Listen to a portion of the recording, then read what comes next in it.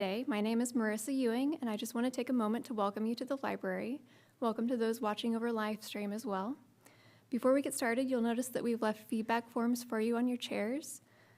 Please take a moment to share your thoughts on this event and any future programming you'd like to see at the library. Your feedback helps us plan our future events. And with that, we'll go ahead and get started. Happy Earth Day, everyone. We have 4 fantastic speakers here today. I'm delighted to start off by introducing Rose Brown.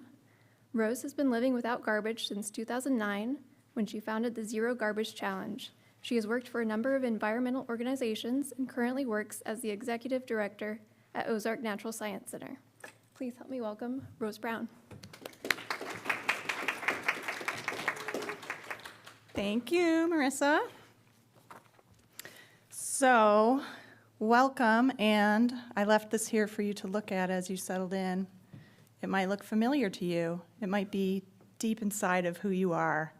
And that's not a coincidence.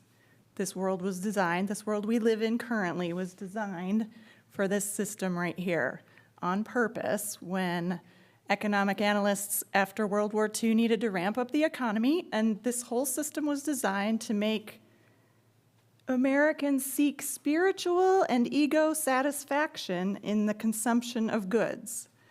And it worked, right? Like this is what our culture is now. And of course, we know that that is not sustainable for us or the planet. So we're going to talk today about all of that. Today, I'll tell you a story of my Zero Garbage project, but I have to shout out to all my other projects in case any of them interest you and you want to talk to me later about them, including having less stuff and reducing both electric and water usage and having a simpler life. So these are just teasers for you because I do live in a tiny house and I use a composting toilet and I work on all kinds of fun experiments to reduce my water and electric usage. So do stop me later if you want to hear all about my composting toilet or whatnot, because some people really get into that. But that's not what we're going to talk about today. So onward to the topic at hand. This was me on the very last day of throwing anything away. And so this was just over 16 years ago that I threw away my last bag of garbage and started this project. So I called it the Zero Garbage Challenge.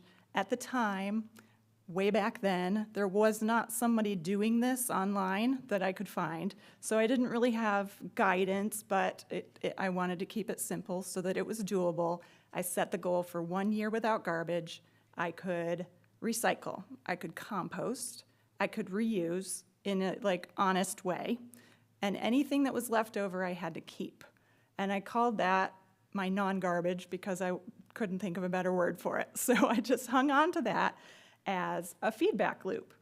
And so I found that adding this feedback loop, it was like the simplest, best step to working on this challenge, because I used to make my garbage disappear by putting it on the curb and away it went.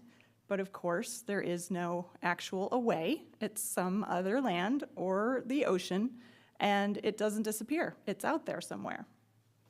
So, feedback loops are very good, and I learned that from I am a page ahead.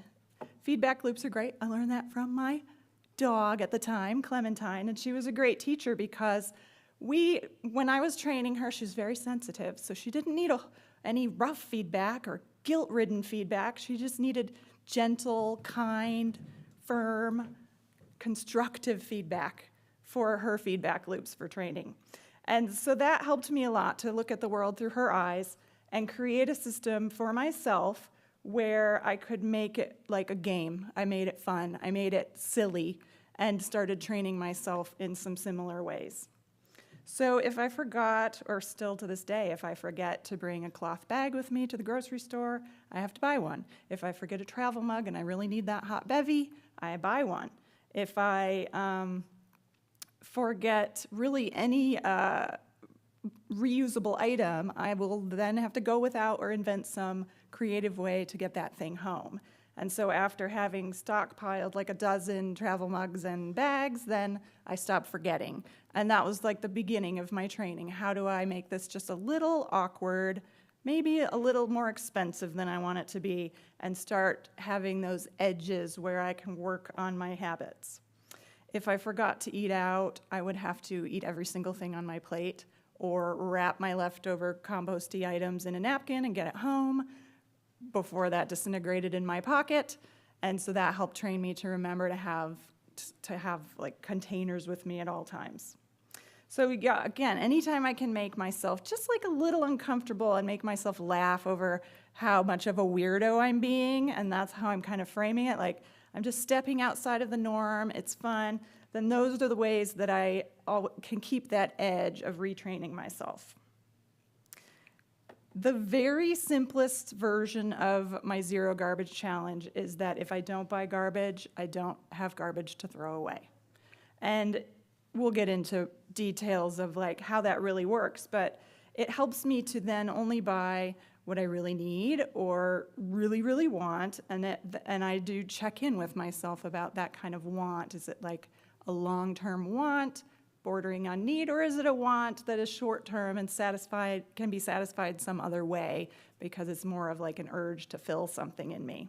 So you'll catch on through this. There's a lot of like mind work in this challenge because we look at, and I'll help you look at, some of the like underlying habitual thought patterns that we're changing with this. So here we are at the beginning of 2024, and that is a year's worth of our items that we couldn't recycle, compost, or reuse. So that's our non-garbage, and those bags are our feedback loops, constant feedback loops. This year, the end of 2024, was my 16th year and my son's 11th year of zero garbage. So we're still chipping away at it, as you can see. We're not perfect, and we're okay with that because it's a challenge, and we just keep trying, and we keep working on the items that are like hang-ups for us or things that we haven't found alternatives for yet. I took pictures in my first year of every single month and documented everything very carefully and kept a little blog. And I thought it was just going to be that year. And then toward the end of that year, I was being asked to talk about my challenge and give presentations like this. And I realized I had already done all the hard work. Like getting through the first year was by far the most challenging. And then once I had those new habits in place, I couldn't stop. And so that's where I want to share with you, if you're interested in any part of this, then I broke it down into 3 simple steps. For me, my zero garbage adventure has been about challenging my assumptions. So that's like the thought patterns and the automatic habits that we have, creating the feedback loops to keep myself aware of what I'm doing mindlessly, and then changing the habits from there. I think that we can all challenge and change the ways that we consume. And you're here because you probably think that way too, and you're probably already doing a lot of that. I think that we can change the foods we eat even, and don't get too upset yet. I know that's a little scary to hear, but there are some simple ways, and the products we use at home, at work, and everywhere else. And we can challenge the assumption that it's normal and right to generate a whole bunch of trash in our lifetime. We can challenge the assumption that it's okay to ship it off somewhere else to be dealt with. We can challenge the assumption that we have to have that particular thing at this exact moment. And then, of course, we can challenge the assumption that we need those things to live a happy and productive life. So, as I was researching this idea back in 2008, there were some resources online, and one of them was The Story of Stuff. And I learned about our waste stream and our consumption systems that are in place. So I highly recommend it if you haven't watched it, and there are a whole bunch of other videos by Annie Leonard. She's a garbage expert and a consumption expert. And so I learned through this process that the average American throws away about 4.5 pounds of garbage a day. I felt my defenses going up right there as soon as I read that, like, that can't be me. But I just filed that information away. Most of what we buy is made to break and be thrown away. I think we all kind of know this at this point as consumers. And that's really not counting at all, that 4.5 pounds is not counting all the trash that we have caused to be wasted through production and transportation and disposal. And so although I really wanted to think to myself, I was an environmentalist, I still am, I was like doing my best, I must be somewhat immune to this stuff, I started to let it sink in that I am part of the system and I am really part of that problem. And I was feeling pretty alarmed and overwhelmed and depressed, and I had gone into this project interested in alleviating some of that like eco-guilt, and yet the research was leading me towards some more overwhelming information. And then I came across the Great Pacific Garbage Patch, which again, back then was kind of new information to us. You've probably heard about it by now, and a lot of my work was centered around water quality at that time, really through my whole early career. And so this really caught my attention, and it was the thing that really hooked me. And so just this was my thing, and you might have a different thing, and you might have already discovered that thing. But if you haven't, you can keep on the lookout for that thing that hooks your interests and your passions and gives you like that little edge of motivation because you care just a tiny bit more about that one subject. So the Pacific Garbage Patch is this huge, really truly vast stretch of plastic debris. And you might know that plastic doesn't really biodegrade, it just breaks down into smaller and smaller pieces.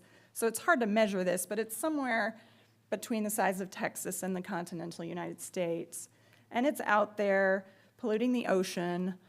And I saw some really horrible pictures that haunt me to this day of animals being affected by this. And so it was really, it was a wake-up call for me.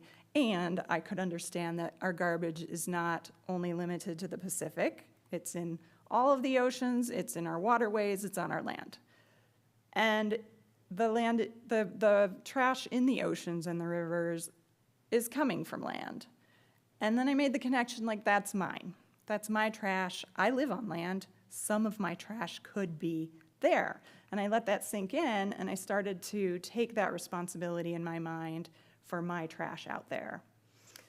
And so, yes, the defenses were coming up. I don't litter. I always throw things away in garbage cans. I'm very careful.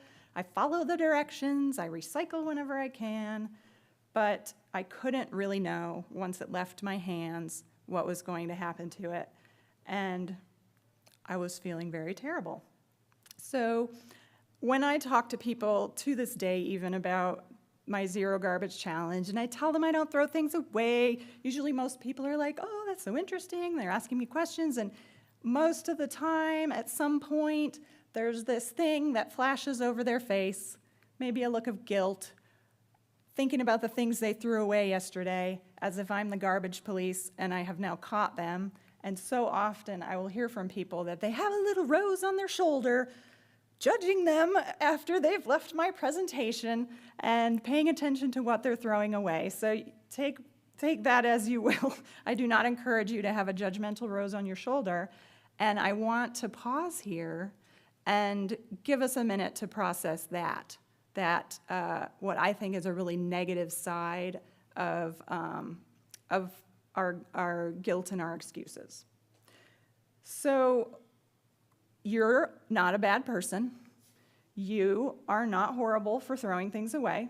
It isn't actually at all your fault because you were raised in a system where you have the right and the responsibility to throw things away, just like I was. And we are taught how to do it, where to do it, and how to be good at it. So we're just going to pause for a minute and go through some of the things that come up in my audience's minds, and maybe you will relate to this so that we can have the rest of our discussion from a really constructive place. Because for most of us, if we start to feel any guilt about the things we're not doing, then come like the reasons and the excuses, and you might be hearing those in your mind already, or maybe later, or you're familiar with this if you're a thinking person. And so some of the very common reasons and excuses I have heard from people. I used to make my groups write them down so I could track them, and it was very interesting. My changes won't make a difference. I'm too busy, I'm too lazy, I'm too tired, I'm too hungry. I don't have much money. My life is already complicated enough. I want to have easy choices. I'm only one person, what's the point? It's too hard to change. My family won't change with me. It's hard to find alternatives when most companies are selling unsustainable products. I don't want to have to plan ahead. I don't have time, and I don't actually care enough. So if you start to get interested in these things that are going on in your head and start to explore these excuses a bit more, usually they get deeper into some version of, I've worked hard and I deserve to feel good. I have earned the right to buy what I want. I am entitled to this thing. And that's where you're meeting up with your own deep beliefs about your vision for where you fit into the world. And this can bring up some really deep questions. Like, do I have the right to use up finite resources in my lifetime? And what kind of legacy do I want to leave here? And what do I value the most in my life, in my precious lifetime? So these are, of course, questions for you to answer on your own. But personally, I don't think guilt and excuses are helping us at all. I think it stops us from making real change. And it stops us from taking on new challenges with any kind of positive, adventurous spirit. So let's just, as an exercise, let the guilt and the excuses fade away for now. You are pardoned of all of them if they have come up at all or if you have ever had them. And let's just go ahead for this little workshop and open our minds to have some fun, because that's what we're here for. We're a fun group. So I know that we're all capable of looking at our habits and changing them, and if we want to make those changes. And I know from Clemmy, my dog, that we just need kind and firm training, so we'll talk about more of that. Some easy steps anyone can take, and these are not going to come as a surprise to you. You've probably maybe even already done them, but they also are all really good reminders because they have to be done over and over again. And I personally have to frequently take myself off mailing lists and work on finding new creative ways to avoid packaging because the packaging companies find new and creative ways to add packaging to things. And then, of course, examining how we behave at the holidays in comparison to our values is always an interesting challenge. So just some reminders of like really easy things that you can do, and then some more, maybe one step further. If you are starting to want to take on some of these challenges that we're talking about tonight, start with the easy ones. Don't go after like your very favorite snack that comes in a non-recyclable packaging. Go for some easy wins and some build up your confidence. I love the suggestion of labeling your garbage can landfill so that, again, you're like giving yourself that feedback loop, keeping it conscious so you remember where it's going, and using a smaller garbage can because people actually throw less away when their garbage can is smaller. It's amazing. And something that helped me very much in the beginning was to take myself out on this grocery date where I didn't go shopping when I needed to hurry and buy everything. I went when I had time to just peruse the store and look at all of the things that are there, because you don't always see on the top and the bottom shelves different items that might have less packaging or might be alternatives. And this way you have time to visit 1 or 2 or 3 stores, scope out your options, and or you can probably just go online and ask people, local people, where they get their things.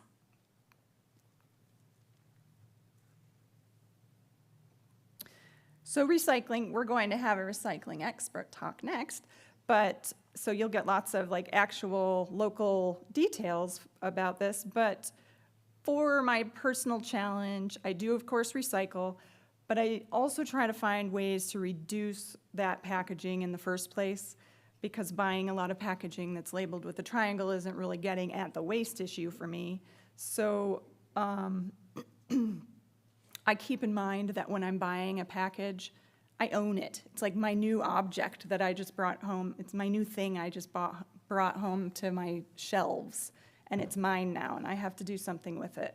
Because there are all the resources that are used to create it, transport it, and then when I recycle it, all of the resources for recycling and disposing of it, all for how long did I use that? An hour, a few days, maybe, and really trying to stay conscious about that. Because, of course, there's still the same issue of once it's left my hands, where does it go? How much does it take? How far away does it have to go to get recycled? And I can't really ever know what happens with it at the end. So can I instead find an alternative or bring my own packaging and bypass the whole packaging issue from the start? And then compost, half or more of what most people throw away is compostable. Just curious, does anyone have a compost pile here? Oh, lots of compost piles in the room. There is a compost pile or a compost situation for pretty much anybody in any kind of household, especially in the city, where you can just take your compost to the recycling center if you want.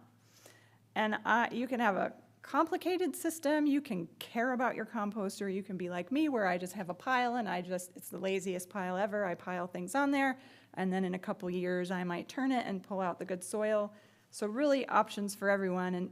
And people who ask, like, what's the one thing I could do to make the most impact on my garbage, it's either or both the packaging and composting, because it's just so much of what if you cook it all, so much of what you throw away. A few details as I started my project. Let's say you've done the basics, or you're very familiar with the things I've already listed. You can do what I did at the beginning of my project and start looking around your home. Remember, leave all the guilt and the judgments at the door. Don't bring those in with you as you look around. But I looked around and I had to find replacements for all the things I was used to using and throwing away, and I needed new ideas for all the toiletries, deodorant, toothpaste, dog food, cat food. I had these cat food dispensers and vacuum, plastic bags, sponges, just so much throughout my house. I had a big party and gave all of this away to my friends, and then I had to figure out what to use instead. So I do what I can in every possible way to avoid items that are doomed by planned obsolescence, which is a system where our products are designed to be used up within 6 months and thrown away. You know this. You've experienced it. And I had to figure out new products for these and new products for what I was eating, all of the packaging around my food. I was already a vegetarian, so it made it somewhat easier. I didn't have to find meat packaging alternatives, though I did later find a solution for that. And so all these steps, you could do it all at once if that's fun. You could take it one alternative for a disposable item at a time. And like I mentioned earlier, the most important part of my challenge is the conscientious shopping. The buying, the purchasing, the owning, because if I preempt that garbage and don't bring it home with me, then I don't have it to throw away. So the big habits that are helpful there are buying in bulk, buying local, buying organic, and buying secondhand through the many options available locally or even online through eBay and Etsy. And then the best part of that, of buying secondhand, is that it takes a little while to find that thing, even just a day, and that's usually enough time, at least half the time, for me to realize I don't actually need that thing. And that's been really clarifying, that if I just pause and give myself a little time before I go purchase that thing, my mind might change. So yeah, by shopping very carefully, I'm stopping the garbage from entering my home. I'll give you my website at the end, and I have a list of various alternatives that I have discovered, but at this point, and you can tell by the number of books in the back, how many resources there are for looking up alternatives. Whether you want to buy something or make that product yourself, there are just pretty much infinite resources for that, so you probably won't even need my website at all, but it's there for some of the things that I have used. And I can't help but mention my Zero Garbage Kid, When I had a baby in 2013, a lot of people are like, ooh, you're not gonna be able to keep doing the zero garbage project. But at that point, I had been doing it for 4 years, so it was pretty easy to transition into, I made my own baby food like I was making my own food. I had hand-me-down diapers, cloth diapers and wipes, and they don't need that much, some clothes, some things to play with. So it's been pretty fun and easy to incorporate him in. And as he got older, he got to decide if he wanted to continue on himself. Now he's almost 12 and he has his own bag each year because he wants to have his own zero garbage challenge. And this was me at the end of 10 years, which was in 2019. I'm very excited for my 20-year picture in 4 years. And so next I would like to do a quick show and tell and talk about some of the items that I brought, just so you know what to come up and look at later if you're interested. After that, we'll have about 10 minutes of any Q&A if you have any questions now, but then I'll pass the baton on, we'll have some more presentations, and we'll each leave time for questions and answers. So be thinking about what you want to troubleshoot or think about. Switching over here, can you hear me on this thing? Can I just talk loudly like this and you can hear me? Okay, I'll just holler. So, okay, these are our non-garbage bags. These are our feedback loops from, they're usually labeled 2023, in case you want to like check them out, but you can tell what it is. Listen, plastic packaging. Spoiler alert. There's just like there are all kinds of various plastic packaging in there. When I buy in bulk, let me scoot off of the light here. When I buy in bulk, I keep it in jars. I've had these jars for the whole challenge, so there was some investment at the beginning, and I regret one thing, which was that I didn't track my finances before, during, and after the change, but I am certain from just like knowing my finances that first year I did spend a little extra, but I saved it back by the end of the year. And then ever since then, I have definitely spent less on things because buying in bulk is cheaper. Buying secondhand is cheaper. Buying local is generally cheaper. And so yeah, I've got all kinds of jars at home. I have tried pretty much every single possible alternative product. So if there's something you're interested in, I have bought them, I have made them.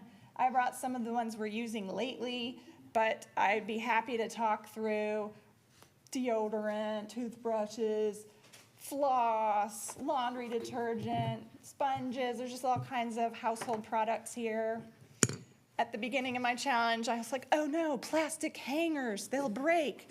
So I bought these cardboard hangers, and I've only lost 2. 2 have broken, and that's it. I was shocked. When I go shopping, of course, I take my own bags, but I also bring these bulk bags. So I can buy in bulk. I can slip this little piece of paper in this little pocket and write down the bulk item number. If you haven't purchased anything in bulk before, I'm happy to chat about how to do that and get the tare weight of your item. You can bring jars in, you can bring bags in, whatever you like. Lots and lots of fabric things in our house. So we have fabric hankies, napkins, wash rags, toilet paper. That's another discussion. If you want to go there with me, I'm happy to. Just this year, I discovered that at certain Targets, they sell like pain relievers and other common meds in glass containers that then they can refill with supposedly compostable refills. I have not seen one yet. But just like this is a reminder that we could talk all day long about all the new and like upcoming products that are always coming out that are sustainable. And there's a lot to investigate and think about with those because this is like, it's never quite black and white, but interesting to experiment various options. And then because you can't really recycle these, if I end up with one, I keep it in my trunk for the times when I forget to bring a container, and that way I always have a backup. and we'll talk about what is recyclable and what is not recyclable shortly. So, any questions right now about my personal zero garbage challenge? And if you have anything you want to talk about, the group will benefit from your question, I'm sure. Do you take your glass jars to the grocery store? Come over here so you can hear me better. I have done that before, but I tend to take those cloth bags just because they're a little easier. But I've done both. I think there was a question in the way back. How do you get off the mailing lists? There are some websites where you can sign up. You'd have to Google it. I don't know it off the top of my head, but you can sign up and they will remove you. But you have to do it once every few years. That works pretty well, but then there are some things that get through, and then I have to contact that company directly. Sometimes I will write it on a piece of paper and send it back to them. Sometimes I will call, depending on what that mail is.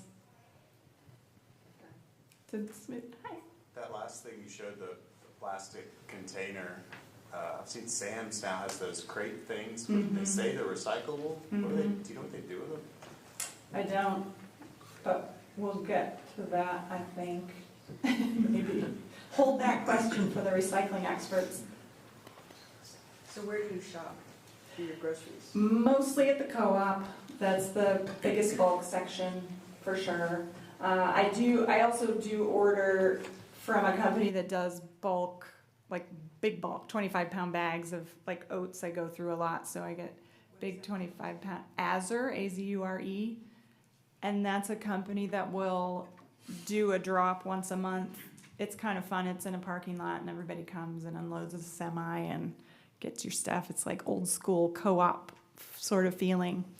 And so I do, yeah, I have like, I look like a prepper at home because I've got my 5-gallon buckets in the cupboard and my tiny house is packed full of food. Any other questions? Yes? This may be off track, but you said that plastic kind of conglomerates in one area in the Pacific or a couple of areas. So it just goes from different things and ends up in the same area, do you know? It moves and changes over time. It's not like as simple as that, because then it would be kind of easy to clean up, right? But it's very hard to clean up because it's also on all levels. It's from top down to like very low into the ocean, and all different sizes and mixed in with living creatures. So yeah, it depends on the tides. It has to do with the tides. There are garbage patches in all the oceans, but that is particularly notable because of the way the tides are, and it's gotten a lot of press too. I mean, a lot of research and knowledge about it, and efforts to clean up. Chime in, my friends, if you have other things to add to any of these questions. Here, and then we'll get to here. Do you have a place where you get pet food in bulk? So I have done that over the years. At this point, I have 2 cats and a dog. And so I use the Honest Kitchen is a pet food that comes powdered in a cardboard box and a plastic bag, and then you reconstitute it with water, and that works for my animals. They needed it because they're sensitive tummies, because they're very needy animals. So I use those, and I also do use cat food in cans, and those are recyclable as well. I don't think the co-op has, at one point they did have some pet food in bulk, and it's other places I've lived they have, but I don't think that's a thing now. So you kind of have to keep looking. And actually that brings up, in case anyone cares about cat litter, that brings that up. That is like an ever-moving target, because companies will make a recyclable, like a cardboard container that the litter comes in, and then all of a sudden they've switched to unrecyclable bags. So I've changed litter a lot, because that's just one of those products that for some reason they change the packaging on a ton. I'll come right back to you, but one person's ahead of you. I was just curious about, like, if you were gonna take your own bag to get full, do do you just have them weigh that and then subtract it? Yes, yeah, that's why I have a little piece of paper on there, and I write the tear weight. They weigh it at the counter for you when you first get there, and then you only have to do that once if you're going to use them regularly. And yes, they will take that off the weight of the item. Back to you. Okay, what do you do about the toilet paper?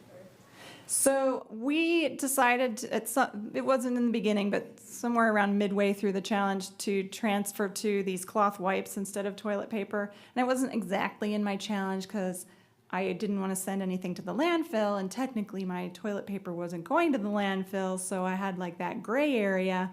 But I had talked to some people who had transitioned to cloth wipes, and they made it sound so easy that I gave it a try, and then I just found it to be wonderful. It's not for everyone, and even not everyone likes to talk about it, but I could talk about it all day long. So if you want like actual tips and tricks and exactly my process for how to do it, I would be delighted to talk to you about that later. Well, and there's also bidets. There are bidets, yeah. That's not much of an American thing, but it is a Yeah. European thing. Yeah.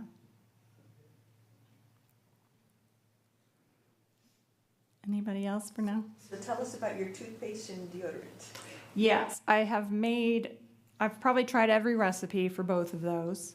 And currently I'm using this deodorant that comes in a cardboard container, which I actually compost when I'm done with it, or recycle depending, or use it as a fire starter sometimes if I'm having a bonfire.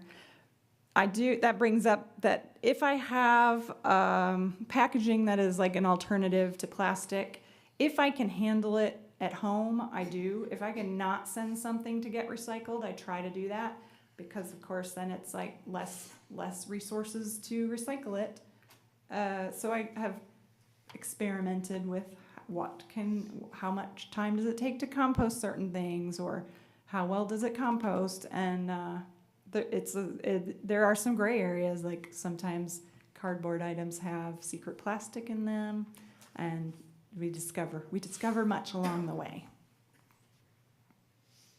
Yes? How do you navigate? Oh, sorry. Oh, sorry, I'm pointing to both of you at the same time. You go first. Do you have to worry about like mice and rodents with your composting? We haven't had any trouble. I think like an armadillo visits at night, but it's really more aerating our compost. It just depends where you live and how you have it set up. There are a lot of compost bin designs meant to keep animals out, but we live out in the country, so it's not quite as much of a issue.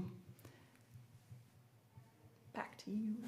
How do you navigate buying online with understanding what they're going to package? Like packaging, yeah, that's a great question, and sometimes I am surprised by things, but most of the time I'll just shoot them a quick email before I order it and ask what packaging it comes in, and usually people are honest about that. There are, as you all, we kind of know now generally what the packaging is, usually cardboard boxes or those plastic bag mailers, so it's pretty easy to understand. But yeah, I've been surprised by things from time to time. I try not to order online if I can help it, because I just don't have as much control.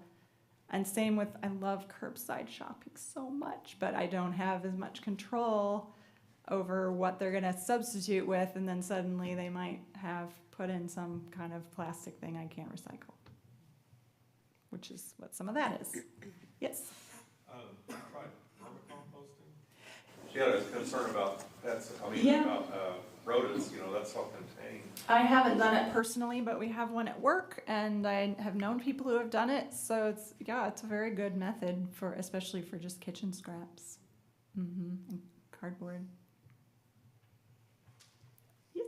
I just wanted to offer for deodorant, there's like a crystal, it's the salt deodorant, which I don't know if the plastic that it comes in is recyclable, but like you literally will have a little salt for years. Have I it use that. for years, and so it just eliminates the odor, and so it's super natural too, so.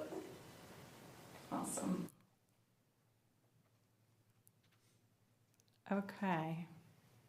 Well, I'll be here after if you have anything you want to talk about but don't want to talk about in front of the whole group, like cloth wipes.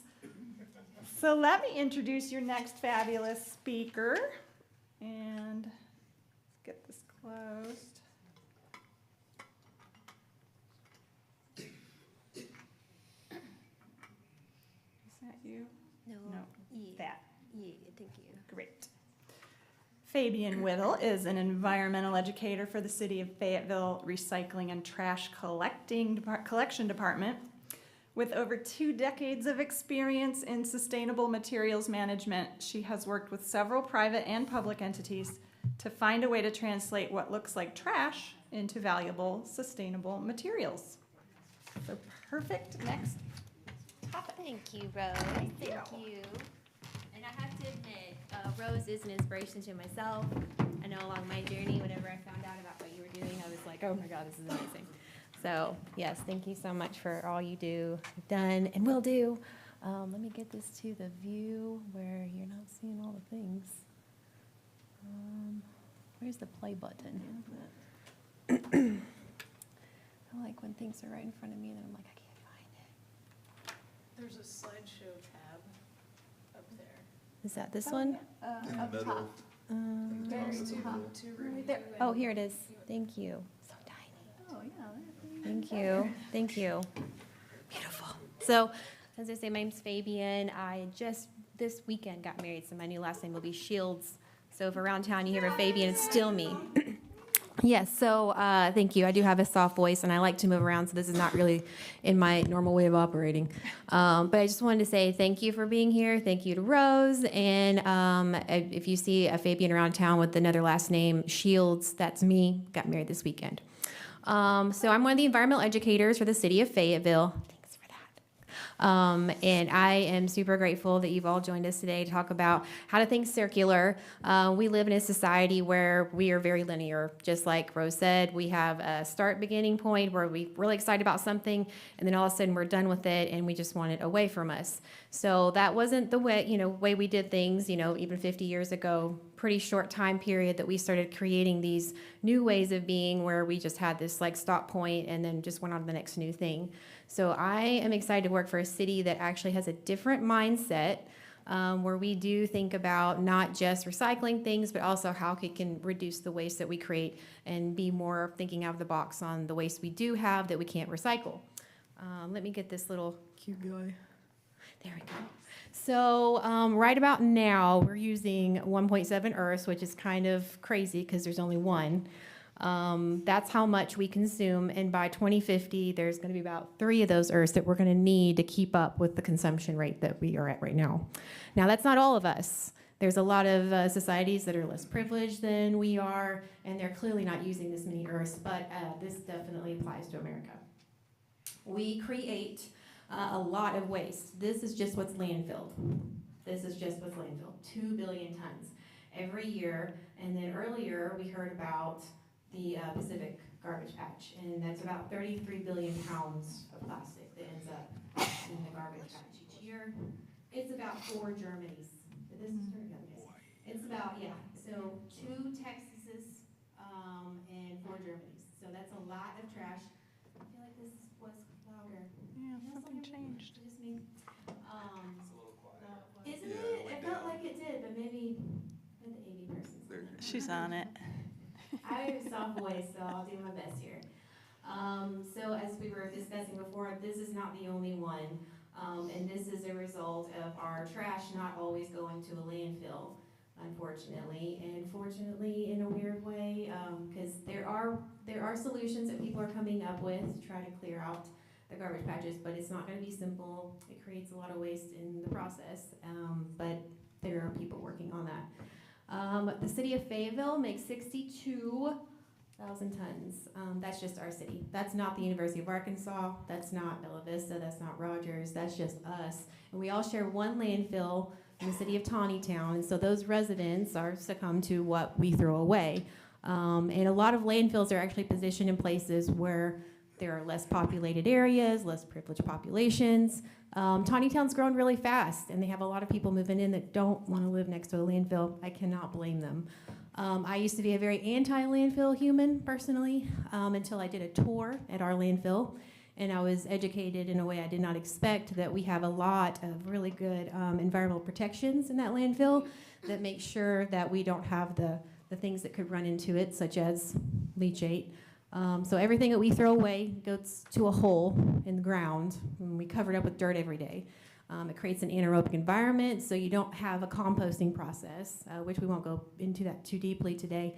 But everything that goes to a landfill is put into basically a static state. It doesn't decompose. Some people think, oh, you throw that away, it just goes back to the earth. Unfortunately, the microbes and the oxygen needed, everything just kind of like sits there, and it creates some really nasty liquids called leachate, battery acids, different chemicals from kitchens, oven cleaners, things like that. All of this stuff goes to a landfill, and we have the expectation it's going to stay there.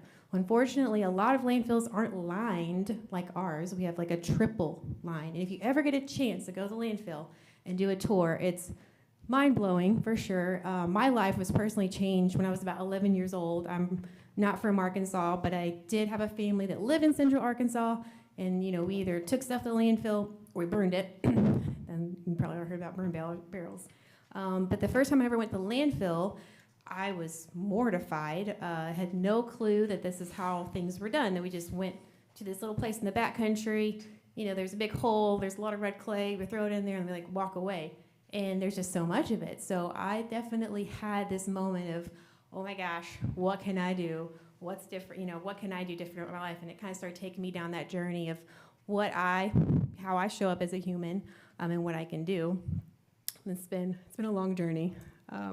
So part of that journey is reclaiming this circular mindset, that we don't just have a beginning and an end, that we're in this constant loop, this beautiful feedback loop, where we can see our impact, we can see the good that we do, the not so good that we do, and we can make better choices or different choices, whatever works with our ways of being, because we're not going to get out of making trash. It's going to happen. But how can we do the most good and the least harm while we are living our normal everyday lives?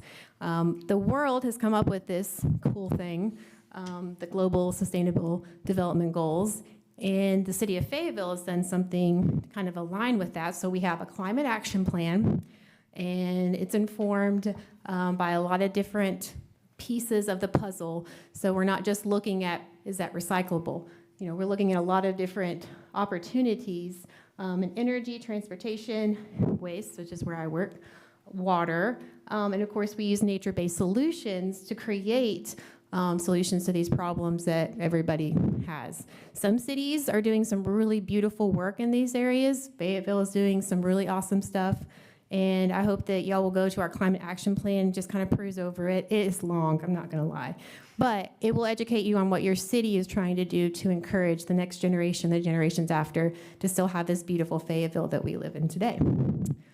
So one of the things that one of our programs that we started, I say we, I was not a part of it, but I definitely participated, was the Recycle Something campaign. This was to help educate people to just start being curious about the waste you create and recycle it based on what our program accepts. I don't know if anybody's ever heard of single stream recycling. Anybody sound familiar? Thank you. If you're not familiar with it, it's basically, I've got this trash, I put it all in one container, and it magically gets recycled. Well, unfortunately, recycling symbols do not indicate recyclability. They indicate the chemical components that's in the material. And they can vary based on what the company is trying to make. So a lot of people get real frustrated about, like, I see a number 1. This is a number 1. I can recycle it. And then, of course, we don't have any examples here, but we also see a number 1 in a salad container or maybe a berry container. And we're like, that's a number 1, it's recyclable. Unfortunately, it's actually made different. So there's different chemical components in both of these plastics. They're made differently.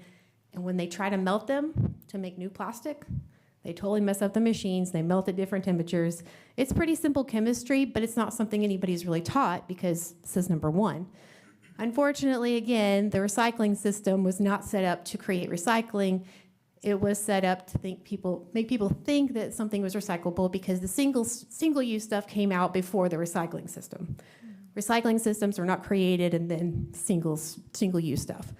We came out with single-use stuff, and then we're like, oh my gosh, we're throwing all this stuff away. What can we do? And so the system kind of made these like ways of showing people that they might be recyclable, but it depends on where you live.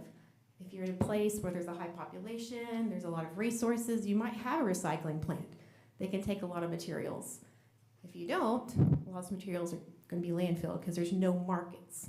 This is all based on the economy. So anybody who knows anything is like, well, if they don't want this piece of plastic, which was a berry container before, because it's not going to be worth money whenever I chip it down to a smaller piece of plastic, no one's going to want to recycle it.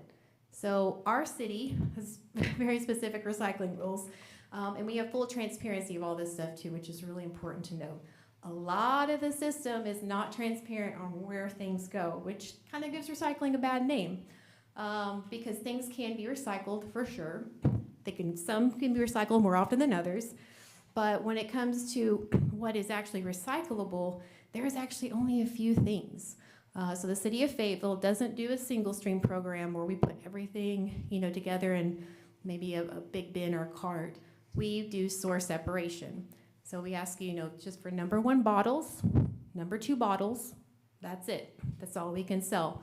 And we have all of that on our website to say, hey, we collected this much number 1 plastic, this much of X material, and we sold it to this company. So we have these quarterly updates that people can be guaranteed the materials we collect are actually being sold, recycled, and made into new materials. We also take glass, which is very unique for a city. It's a really hard material to recycle, even though it's forever recyclable. Plastics have a shorter term of being recyclable because the fiber of the plastic, if you want to call it a fiber, actually shortens over time and it breaks down. And so you don't actually get the ability to just recycle it indefinitely. Glass, you can recycle indefinitely. Does anybody know what glass is made out of?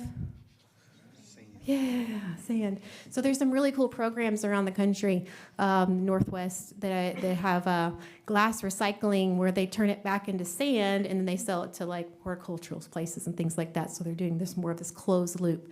It's very expensive to get from point A to point B when you purchase it, and it's very expensive to get it from point A to point B when you're trying to recycle it. So the shorter you can make that distance of recyclable, the better glass is. We are very fortunate that we have an agreement with Little Rock to get our glass there. And it's really cool because they have this material that they make out of it. It's like a road aggregate material. To help actually build roads in the state of Arkansas. So again, trying to think more on this like closed loop mindset rather than, just like an end game. We also, aluminum, steel, forever recyclable. Metal is always going to be recyclable, whatever kind of metal it is. You got metal at home, you got a lawnmower, go recycle it, don't throw it away. Metal is recyclable forever. And then of course we've got cardboard and paper. So those fibers shorten, so they're only recyclable for so long. But again, it's not a perfect system. What we're trying to get is more circular. We ask you to not put those other things in the recycle bins. If you do, does anybody have curbside recycling in here? Awesome, awesome. So you may have seen like things left in your bin. You may have had a driver who didn't, know what to do with the material, maybe left it there because they weren't sure. If you see a material in your bin, it's probably not recyclable because those are the only things we recycle. On the left. And everything else is just a contaminant in our system. And there is a human that goes to the curb to sort all of your trash, so being kind to them and making sure it's rinsed out. It's not just like completely commingled where you've got all of your paper and cans and stuff together. Really helps them out. And it's not an easy job. It actually causes a lot of injuries. Within about 6 months, there are some people that have lifelong injuries because of how hard this job actually is. So we're doing some really good stuff on one end, but again, not a perfect system. So considering, what you're purchasing, if it's something that's not recyclable, maybe find an alternative that is, or maybe find an alternative that is reusable so that you reduce that from your waste stream completely. So there's one of our recycling trucks. They're dumping stuff. There's some trucks similar to these, but this is the only one like this. It's specially made for the city of Fayetteville. And a human pops in that truck about every 30 seconds in and out, sorting into each one of those little things right there. Also do tours at our facility, so if you ever want to pop by, I would actually call first, don't pop by. I would make an appointment, and we will do a tour for you happily. You'll see those little guys over there on the right. Those are the bays for the paper and the cardboard that get brought to us. And has anybody been to our recycling drop-off centers? Yeah.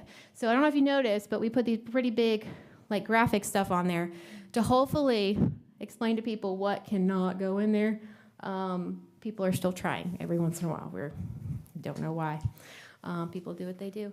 So we talked about the sellability of items. We sell our own materials, which is how we can keep track of things.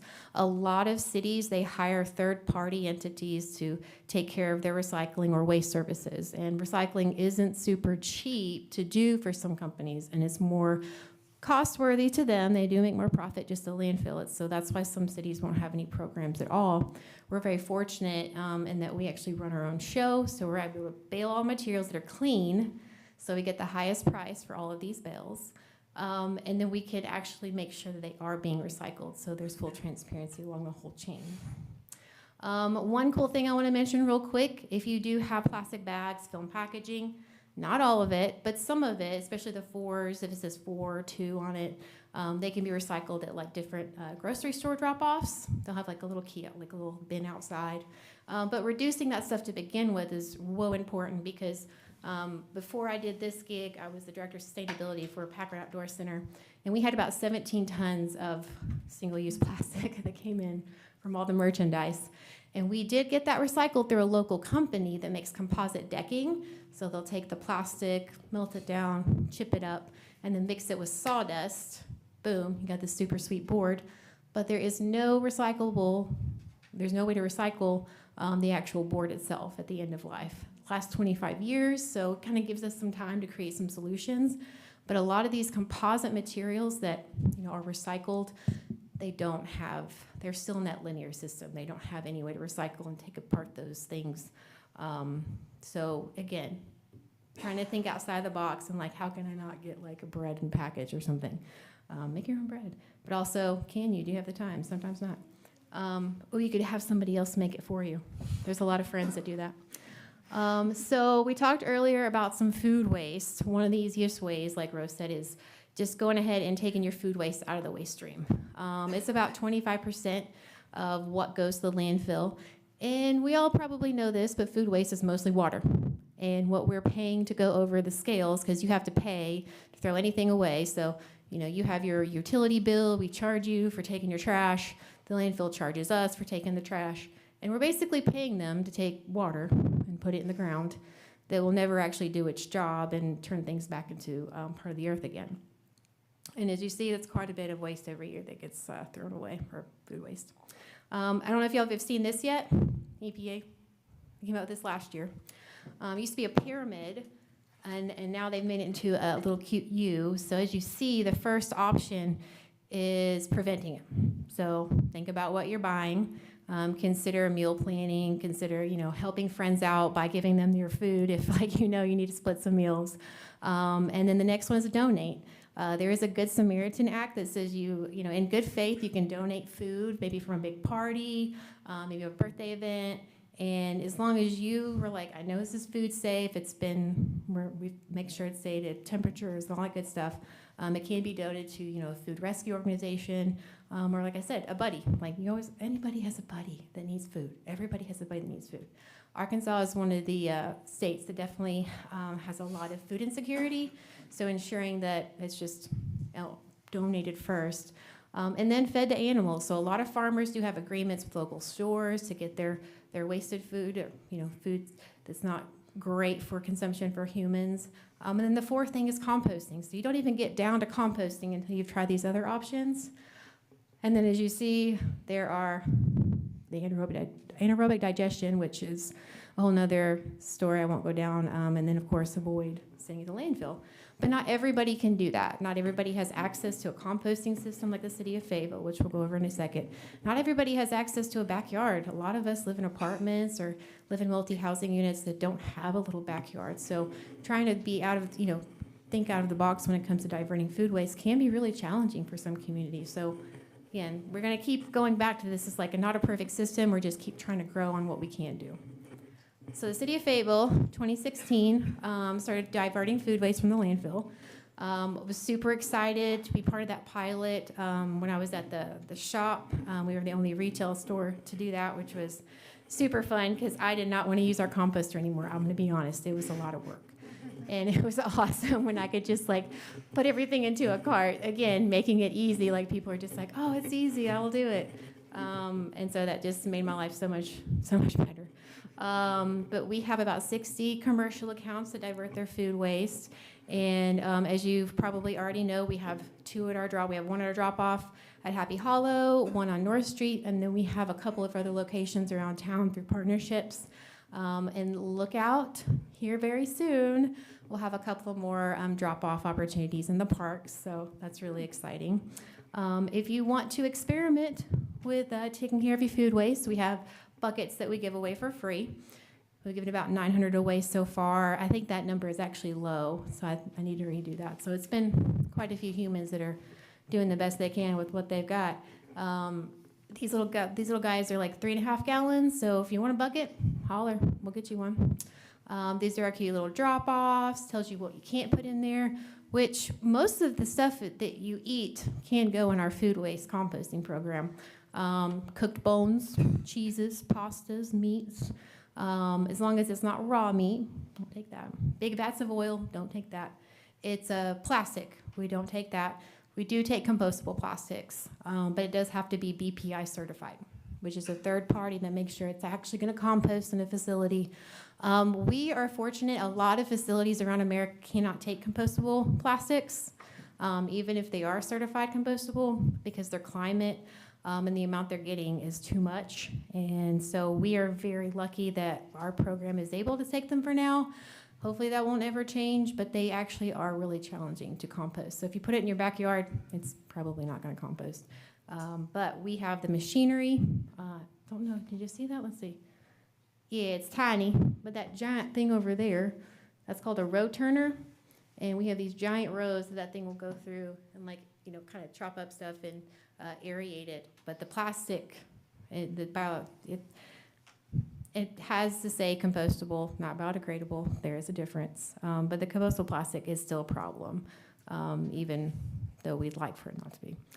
We do have a pilot going on right now for residential service. So we're working with Ozark Compost and Swap. And they will bring you a 5-gallon bucket. You will fill it with food waste. They'll come pick it up in 2 weeks, leave you a clean bucket. So unlike the drop-off program where you're responsible for cleaning your own bucket and taking it there, they will facilitate all of that for you. So I've got that cute little QR code up there if anybody wants to scan it to get more information about that. And right now we're just in the beginning stages. So you get the free month, and then if you, want to become a customer of Ozark Compost, you can. So far they've collected about 14,000 pounds, about 7 tons, less than 4 months. And this is a pretty small pilot. We're shooting for 250 people, and we've got about 127 right now.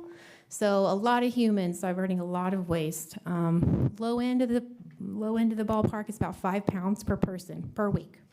So about 20 pounds of food waste each individual makes. That's like real low end. Most of us are probably more. High end, it can be like 12 to 15 pounds per person. So each person who's like, oh, I don't eat, I feed it to my chickens, or I feed it to my dogs, or I don't really have food waste, I believe you. And I also think what you've got left over, you can bring to our program and also make sure it doesn't end up in the landfill. Let's see, this is cool. Let's watch this. If it'll let me.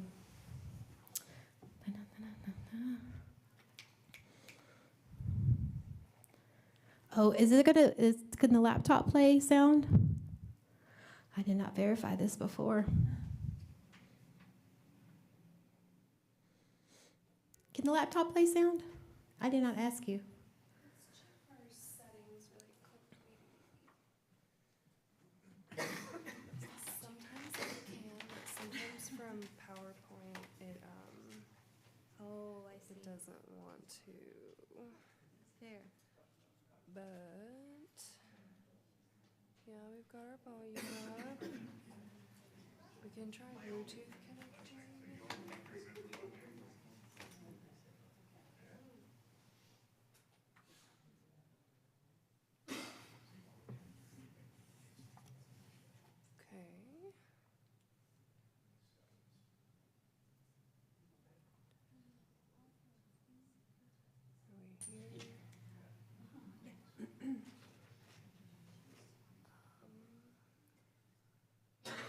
That's okay. use words. I'm sorry, sometimes it does I not have like. had, it's 50-50. Sometimes this has worked out, sometimes it hasn't, and I actually forgot to check in with you beforehand, so I'll take responsibility for that one. This is on our website, where you can watch kind of some of the ways that we compost stuff and what compost is. Does anybody not feel familiar with what compost is? Hey, Fabian. Oh, sorry. I forget about these things. Genius, this thing moves. I'm more of a walking around kind of person. So yes, thank you. Thank you so much for your help. So basically composting, does anybody have like a good feel on like what compost is? A little bit. It's actually funny. So, people think of like compost as soil is dirt, dirt is everything, right? And it's actually all different stuff. So compost is just the food and animal scraps that are left along, like in any other like little microbial life or in insects, whatever you want to think of that's alive that is no longer alive, it gets composted back into the earth using moisture, water, oxygen, and then some fungus and microbes, and they all generate a lot of heat. And then they cook out all the bad bacteria, get rid of pathogens, things like that. And for our facility, you can kind of see here, we use a windrow process, modified aereatic, which just means that we are going to use that giant row turner right there and aerate the piles. That's literally all it means. We do this a couple of times in a 3-month period. And the process is pretty cool, super simple. We put down a layer of mulch, and then we put down the food waste, and we put the yard waste over that, put some inoculant in there, which is like a combo of some bacteria and fungus to kind of get the party going, because there's already that stuff in the food waste, but we add some extra, as you see here. And then they start partying in there, like real hard. Those piles get up to like 160 degrees, and you only need about 131 to kill off any pathogens. So we let this guy cook for about 3 months, and then we will put it in this really cool, you said a chimney effect. That's the steaminess, so steamy. So we have these awesome fellas that take care of all the compost for us. And we have very little smells. You can smell like what compost is, because it's like, that's different. But like I said, it's not dirt. It is just the little life of, the plant matter and the animal matter that's decomposing under the right conditions. And then soil is going to have all the mineral components of dirt along with the organic material of compost. So that's actually what creates the beautiful soil we use in gardens. So we don't have to do this manual anymore, which is awesome. We have these cool temperature probes. That makes sure that our piles are safe. A lot of farmers use this around town, and we have plenty of people using it in their backyard gardens, so we want it to be safe. It's third-party tested, so we know that there's nothing crazy going on in there.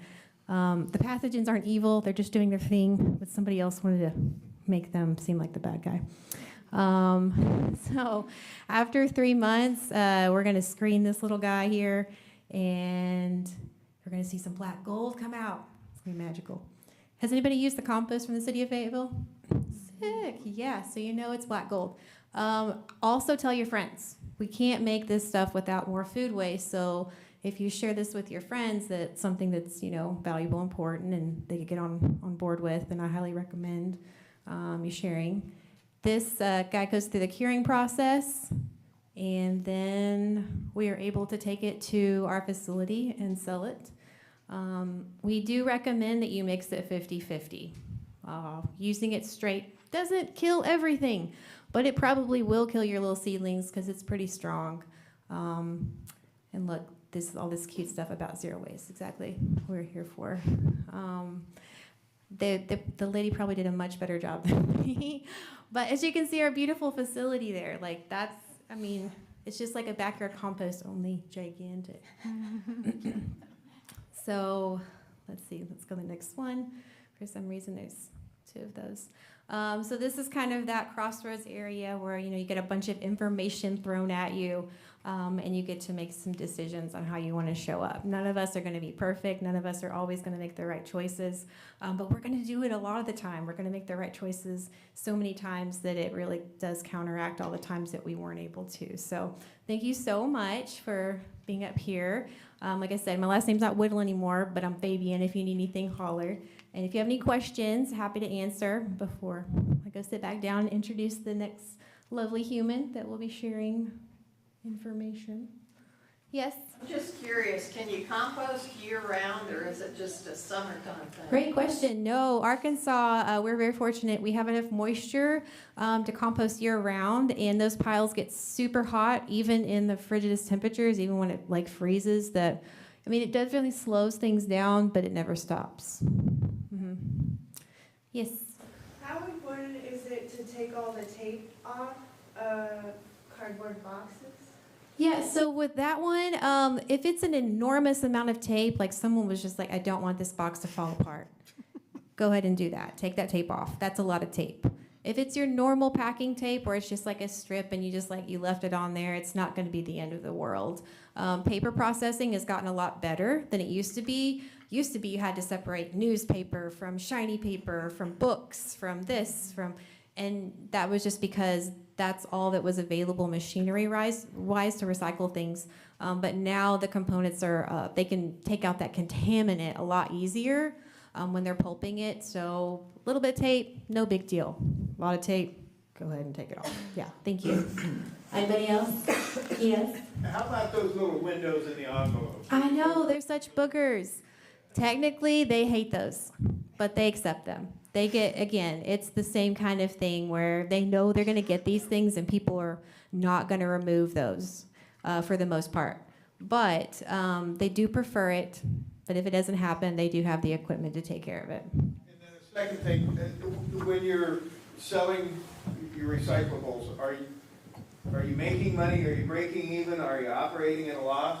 Yeah, full transparency is that recycling definitely does not make money. That is not how our system is set up right now. We make money on it to pay for recycling for sure, but landfilling takes in way more dollars. So our landfilling honestly pays for some of the system too, like employees and staffing like that. So we make money on materials, but it's not a break-even system by any means. I have an add-on to that. Yes. It depends on the commodity. Mm-hmm. Aluminum is extremely valuable. Markets for plastics fluctuate a lot based on other factors. But there are times when the cardboard market can be really high and you can pull it in, but you have to buffer that against other times when it's not great. So it depends on the commodity and the time of year too. Mm-hmm. That's a really good point. Yeah, it does fluctuate so much. So inherently, there are some points in time that like the one stream will pay for itself to be recycled. But as a whole, it definitely is an imbalance. Yes? Is it allowed for people from other cities that don't have glass recycling to save their glass? Heck yeah, absolutely. Yes. Excuse my language. I would love it if people from all over, if we are a resource for any of our community, we are excited to offer that when it comes to anything. So we have a lot of people drive in, they're already coming into Fayetteville, and they'll bring their food waste, so they'll bring their recycling. There is some rural recycling programs that are getting off the ground, but for the most part, that's kind of tricky. And I don't want to take up too much time, I just realized. So is there any other questions? I don't know if I've gone over my time. I was not paying attention. Yes? The buckets are only for residents of Fayetteville, or we can pick up, we're in Elkins. Yeah, you can get one too. We had it just for residents when we started the pilot. And now we've kind of spread it out that like if anybody is needing that resource, you're good to go. Yes? How are landfills actually profitable? How are they profitable? It's more profitable than the landfill that is selling materials. I don't know if you remember how many tons we go through, just the city of Fayetteville. 62,000 tons. So let's just do some math. How much do you think it is to throw away something with the city of Fayetteville? Like 1 ton? $50, I don't know. It's 80. So, and that's just us. So $80 for every ton, and we have 62,000 of the coming through just us. That's a lot of money. So the more, and that's just for our city. Like I said, the landfill takes in from everybody in the region. So I don't have the numbers. Justin, do you? Yeah, you have. The short answer is they put the tipping fee, the trailer goes and they dump it, and that's called a tipping fee. That's what you pay on the scale. They put that number high enough to cover their cost, just like any other business does. You go out there in a truck and you're gonna pay $100 minimum.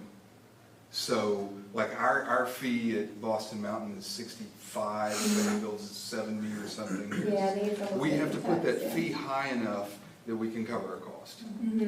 That's the simple answer. For sure. Yes.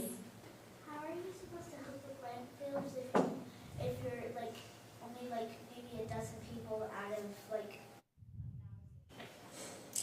So you're saying like if it's just a dozen people, making those choices to keep things out the landfill, like why that matters? Do I understand that right?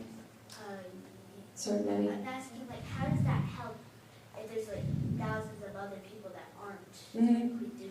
Yeah, no, that's a really great question. I think that goes through my brain a lot when I'm thinking about the choices I make. What I like to share is that we are in the situation we are in because several people made a cumulative decision.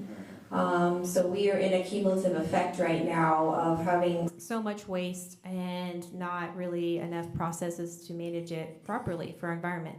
But every person that makes the decision to do the right thing, as someone might say, that is one less impact. So even those 12 people have 12 times less the impact than they would if they were just doing their everyday normal, like we're just going to throw everything away. Because people are champions. People look to champions. And once you start seeing like, hey, my buddies are doing that, like I'm curious to do that too. So you have an opportunity as you grow up to be that same kind of champion, because as you look at all these stories about anybody who's changed the world, it just started with like them and they got some friends involved. So those 12 friends can get all kinds of people involved. It's a great question. Yeah, I have another question for after this. For sure. Yeah, y'all hit me up. I got cards. I got things. Let me introduce the next lovely human and hopefully pull up what you would like to be pulled up here. Oh, let's see. Okay, so we have Justin Taylor, which I have to give him a big props to. So the first waste audit I ever did in my whole life, Justin was my teacher, and I was so grateful for that. He helped me get PackRat into all their sustainable ways of being that they were into. He's an environmental educator with the Boston Mountain Solid Waste District. He works with schools, businesses, and other organizations throughout Washington and Madison counties to reduce waste through reuse, recycling, composting, and smart sourcing. Justin, you're amazing. I welcome you up here, and I think, are you HHW? Yeah.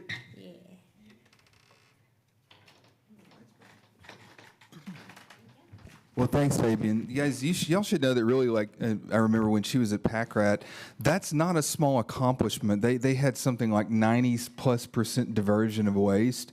Just to let you guys know, not many places in the country have ever done that before. Very few businesses, very few cities, anybody, because it means that you are throwing almost nothing away. And it takes a lot of planning. So that was pretty cool that they did that. I was thinking about your question, like, because that comes through my mind pretty much every day. Like, why am I doing this? But here's the thing, guys. When I wake up in the morning, I mean, you are familiar with your sphere of influence. When I wake up in the morning, I have, 14 hours that I can do stuff. The only decision I have to make is what am I going to do with that 14 hours. I don't have to decide what you're going to do or what anybody else is. So my answer to that is like, yes, there are a lot of people that are going to choose, I'm not going to recycle, I'm not going to do this. I'm not responsible for their immediate behavior. Maybe they will see what I'm doing. Maybe you'll tell somebody, but the only actions, and this is always true for us, I keep hearing this over and over in recent weeks from lots of different teachers, we are only in control of the things in our sphere of influence. That's all we can control. And it's more empowering to focus on that in my mind. Because if I think about those things out there, I don't have control over those things. I don't know. I hope that helps. some form or fashion.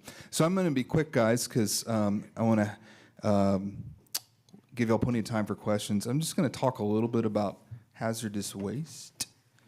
What do you guys think of when somebody says household hazardous waste?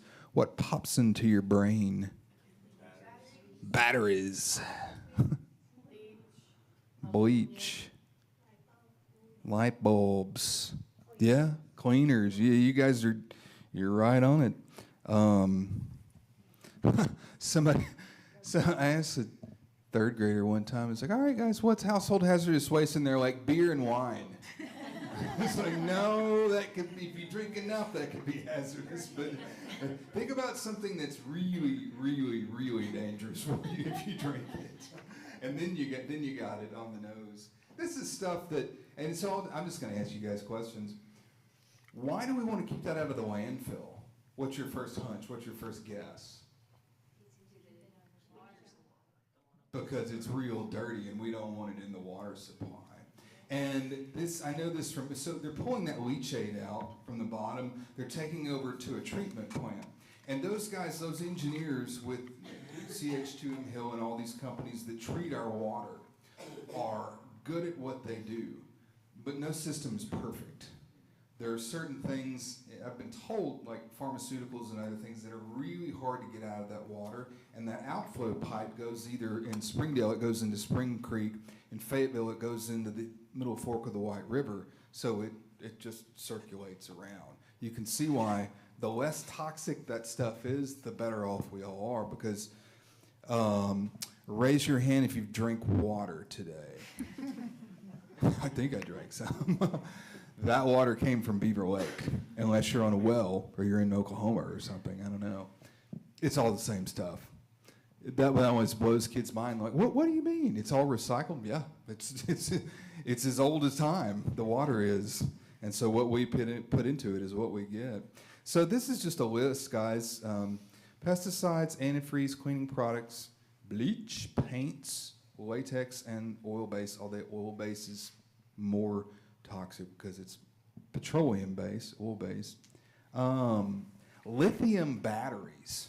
That is a big one lately because with pressure, and I don't not know a lot about these, but I've been learning, they cause fires that burn really, really, really hot, and they're hard to put out, and probably the most common cause of fires. So if you've got those, you know, they're just tiny little watch batteries, they're probably in your phone, they're in your power tools, that sort of stuff.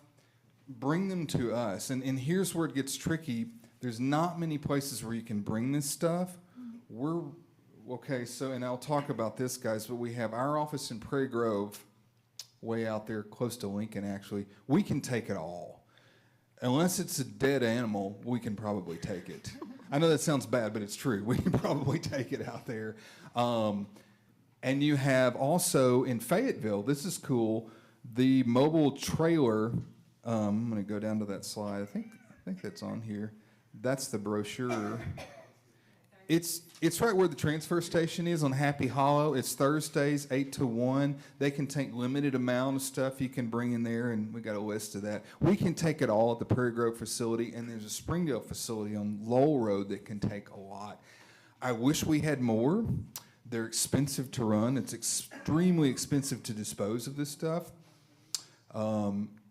Tens of thousands of dollars to get rid of it, but we do have some grant money for that stuff sometimes, and this is one of those nobody thinks about. You just throw your batteries away, right? Throw that stuff away, but we really want to do our best to try to keep it out of the trash because it's in everybody's, I would argue, medium and long-term interest in our water supply to keep it out of there.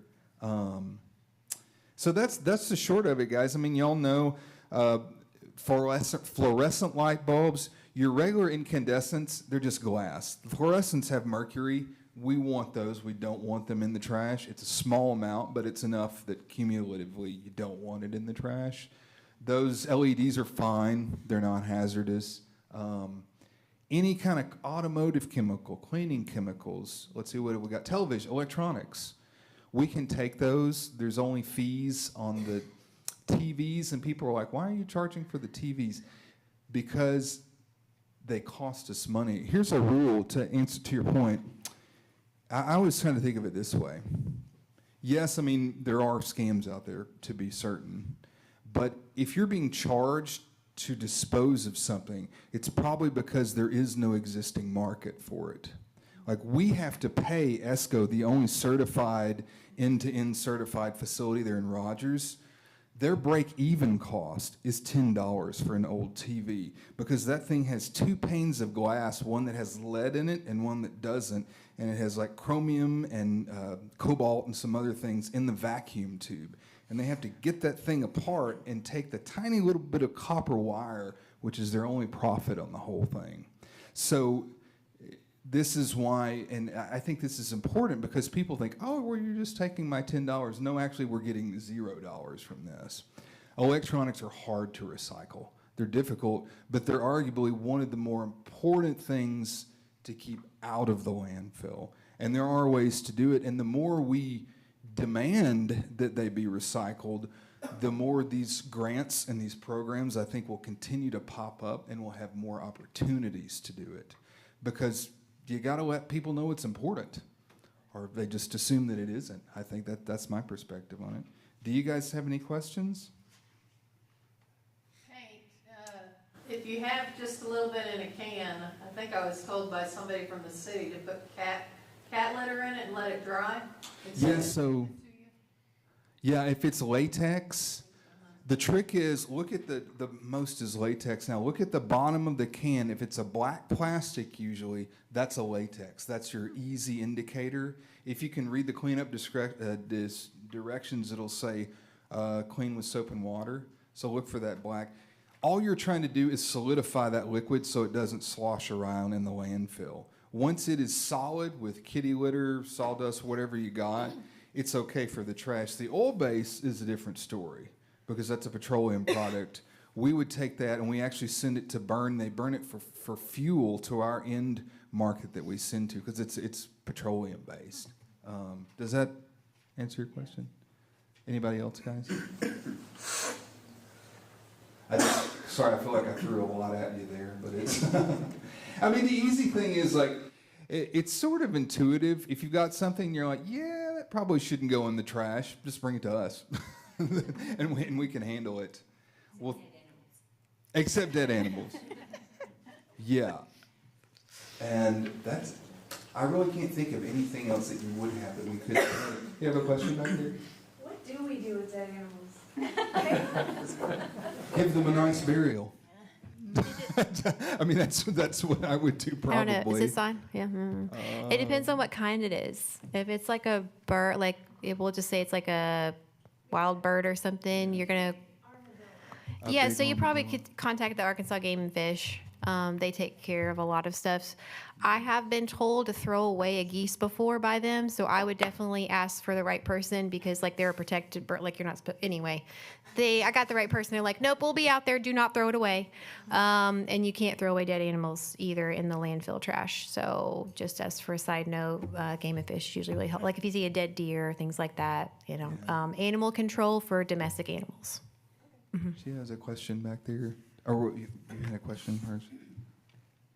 You're talking about a container that comes on Thursdays or whatever for batteries at Happy Hollow. They have a shed where you can put batteries 24 hours. Oh, that's right. I forgot about the battery drop-offs. Yeah, why did you mention that? Things like that. Yeah, we do have those at both the drop-offs. Yeah. Yes, you are correct. But if you have a whole bunch of things that are also, you know, because we only have the aerosol cans, which, yeah, aerosols are steel containers, but because they have a propellant in them that can explode, they can't go in your regular recycling.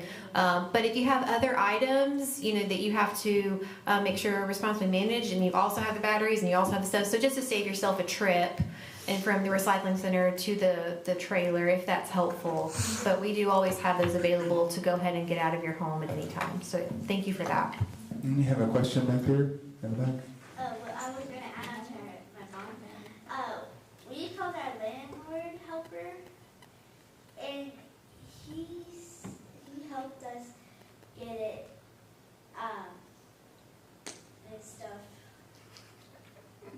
He helped you guys dispose of some things that y'all wanted to get rid of, like recycling or something?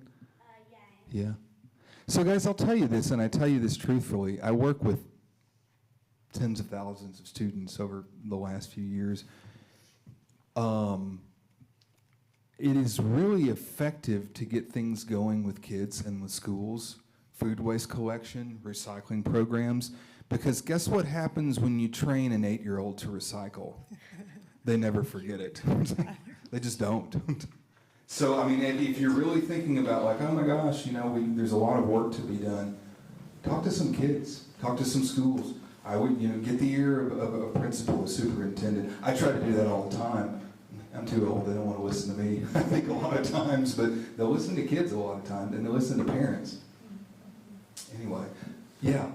So what happens when Tontitown gets full? Where's the next location? That's yet to be determined, and the last thing I heard, they're going to give you different answers on when that cell will fill up. Chances are it's going to be probably in southeast Kansas, eastern Oklahoma, or southern Missouri, because you got to move the trash somewhere, and your transport, your fuel fee will go up. And that's why we're trying to as we go, as the inevitable landfills are there, and will be for who knows how long, trying to find ways to produce the low-hanging stuff. All this food that restaurants, we could be making garden soil out of it. You can make a significant cut in those ways. I've heard a number that 1 in 3 people in Springdale, Arkansas is in a school every day. I know this because I've measured it. About half of their trash is food. So do a little math there and figure out how much food we're throwing away in Springdale, Arkansas in one day that didn't have to ever go to that landfill. But to answer your question, a neighboring state, and we may see some bump in the cost as the transport cost is going to move up, right? You go out to the West Coast where land is expensive, and these fees, or the Northeast or other places, and these fees are much, much, much higher, because the more expensive the land gets, the more it costs to throw it away.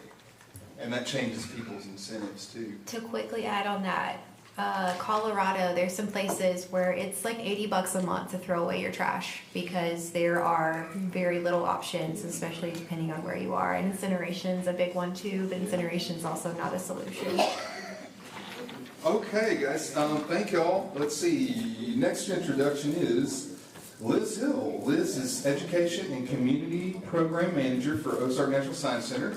She's worked in numerous environmental education positions focused on waste reduction, including the City of Fayetteville, Washington County Environmental Affairs, Marine Conservation, and more. And Liz is really, one of those people that she's just done so much for the community, so I really appreciate her being here, and let's give her a hand.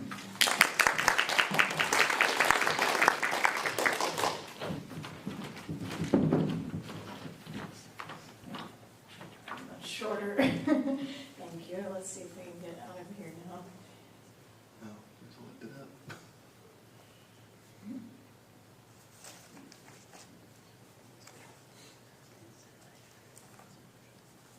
So I'm going to talk about alternative avenues for various items that you can't just put in your regular recycling. There we go. Oh, okay. So yes, what to do with all those random materials. This is a guide to some options out there for reusing and recycling things that can't go into the regular municipal recycling programs generally.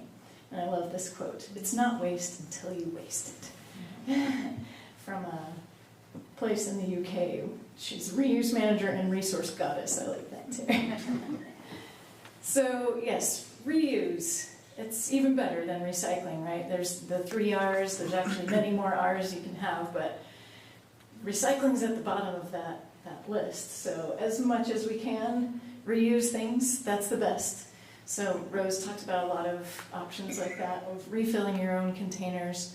And Fabian mentioned about food recovery. The U of A has Razorback Food Recovery, where they take food at the end of the dining hall sessions and are able to serve that, like package up and serve meals to various organizations and things. Repairing items, so that it doesn't just have to go directly to the landfill, get it fixed.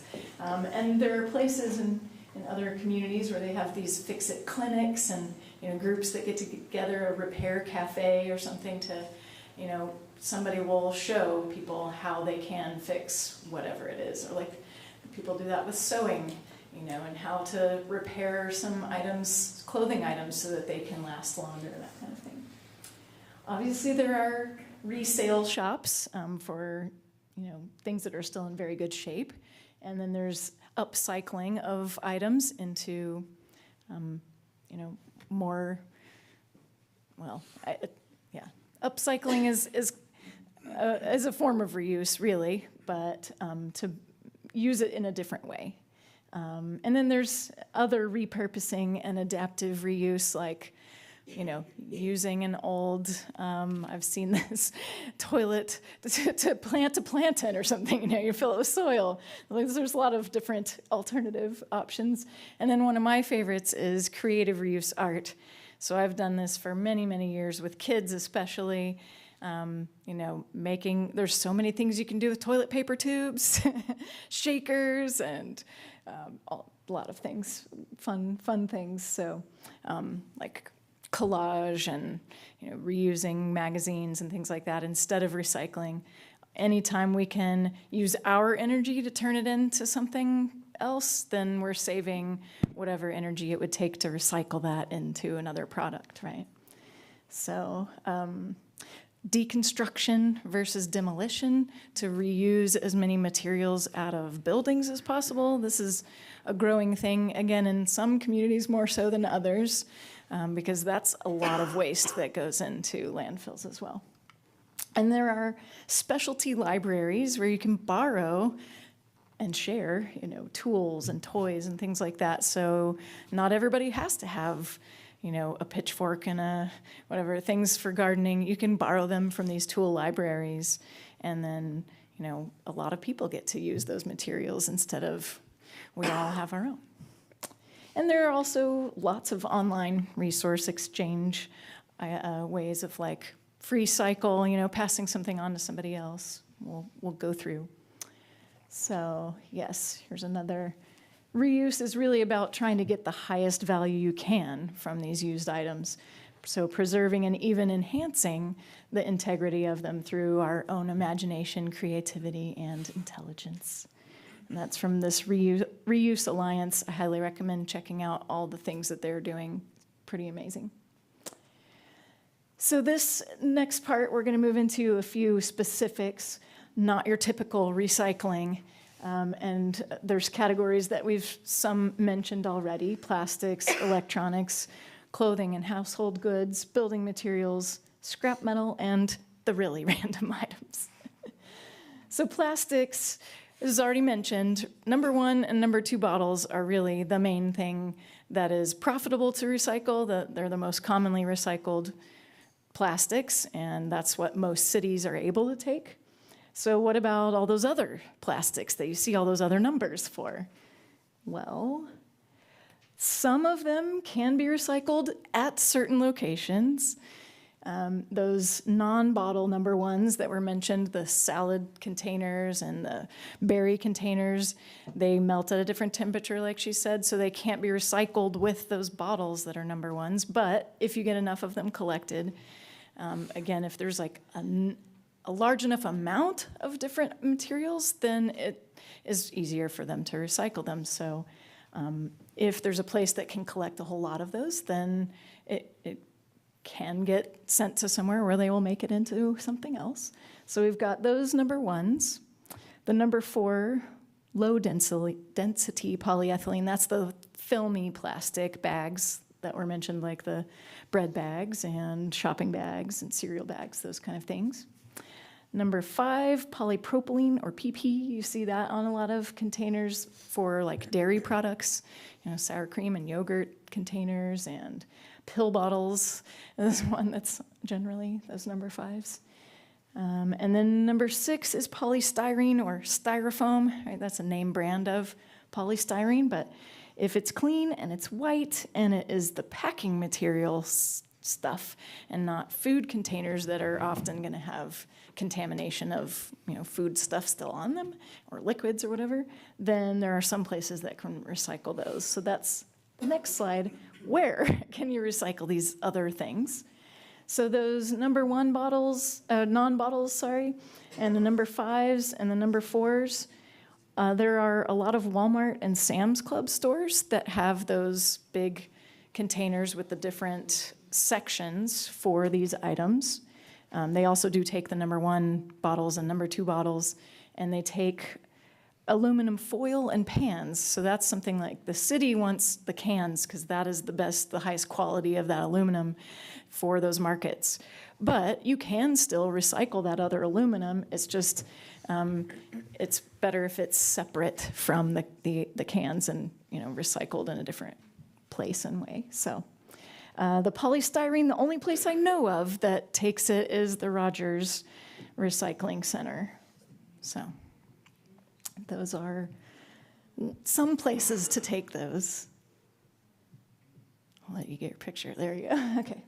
And then what about the number 3s and 7s? Just so you know, number 3s are polyvinyl chloride or PVC. So, like PVC pipe and things like that. Also, that's used in like kids' toys and plastic furniture and things like that. That is not recyclable plastic.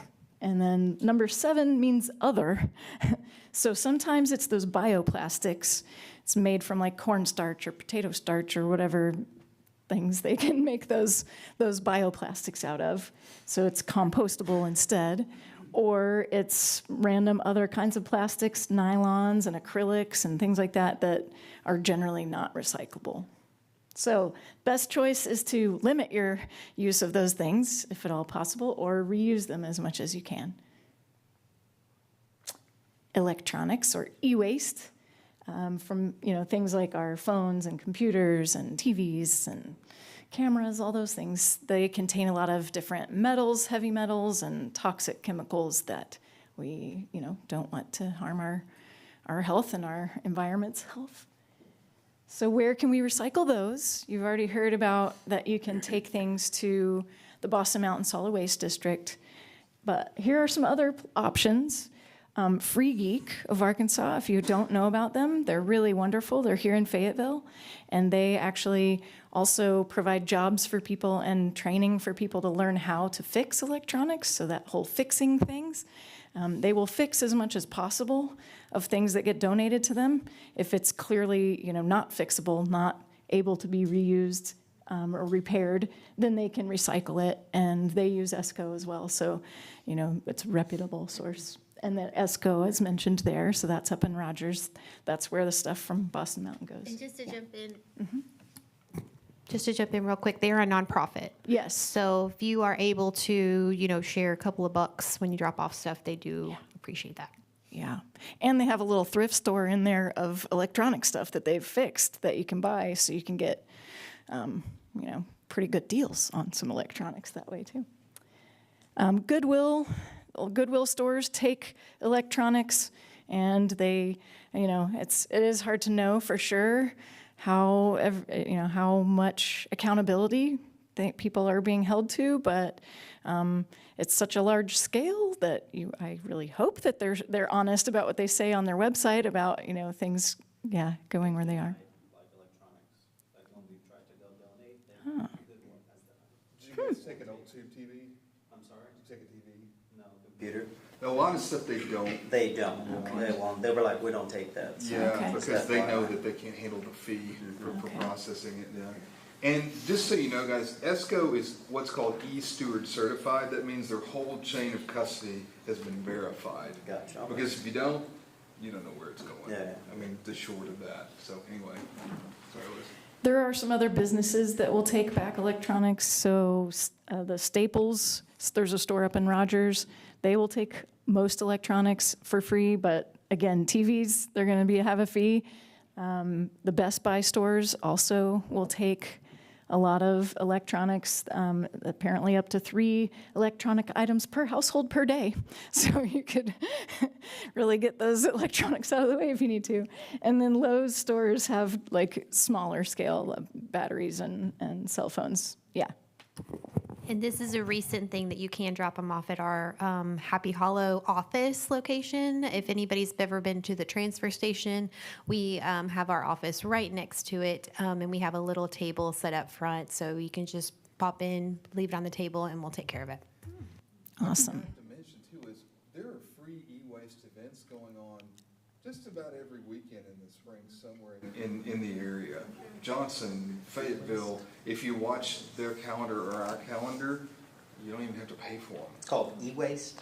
Electronic waste. So we're bostonmountain.org, and I try to post all those events on our calendar. You really shouldn't have to pay for it if you just follow those events. Yeah, good point. Thank you. Yeah. All right, third category, clothing and household items.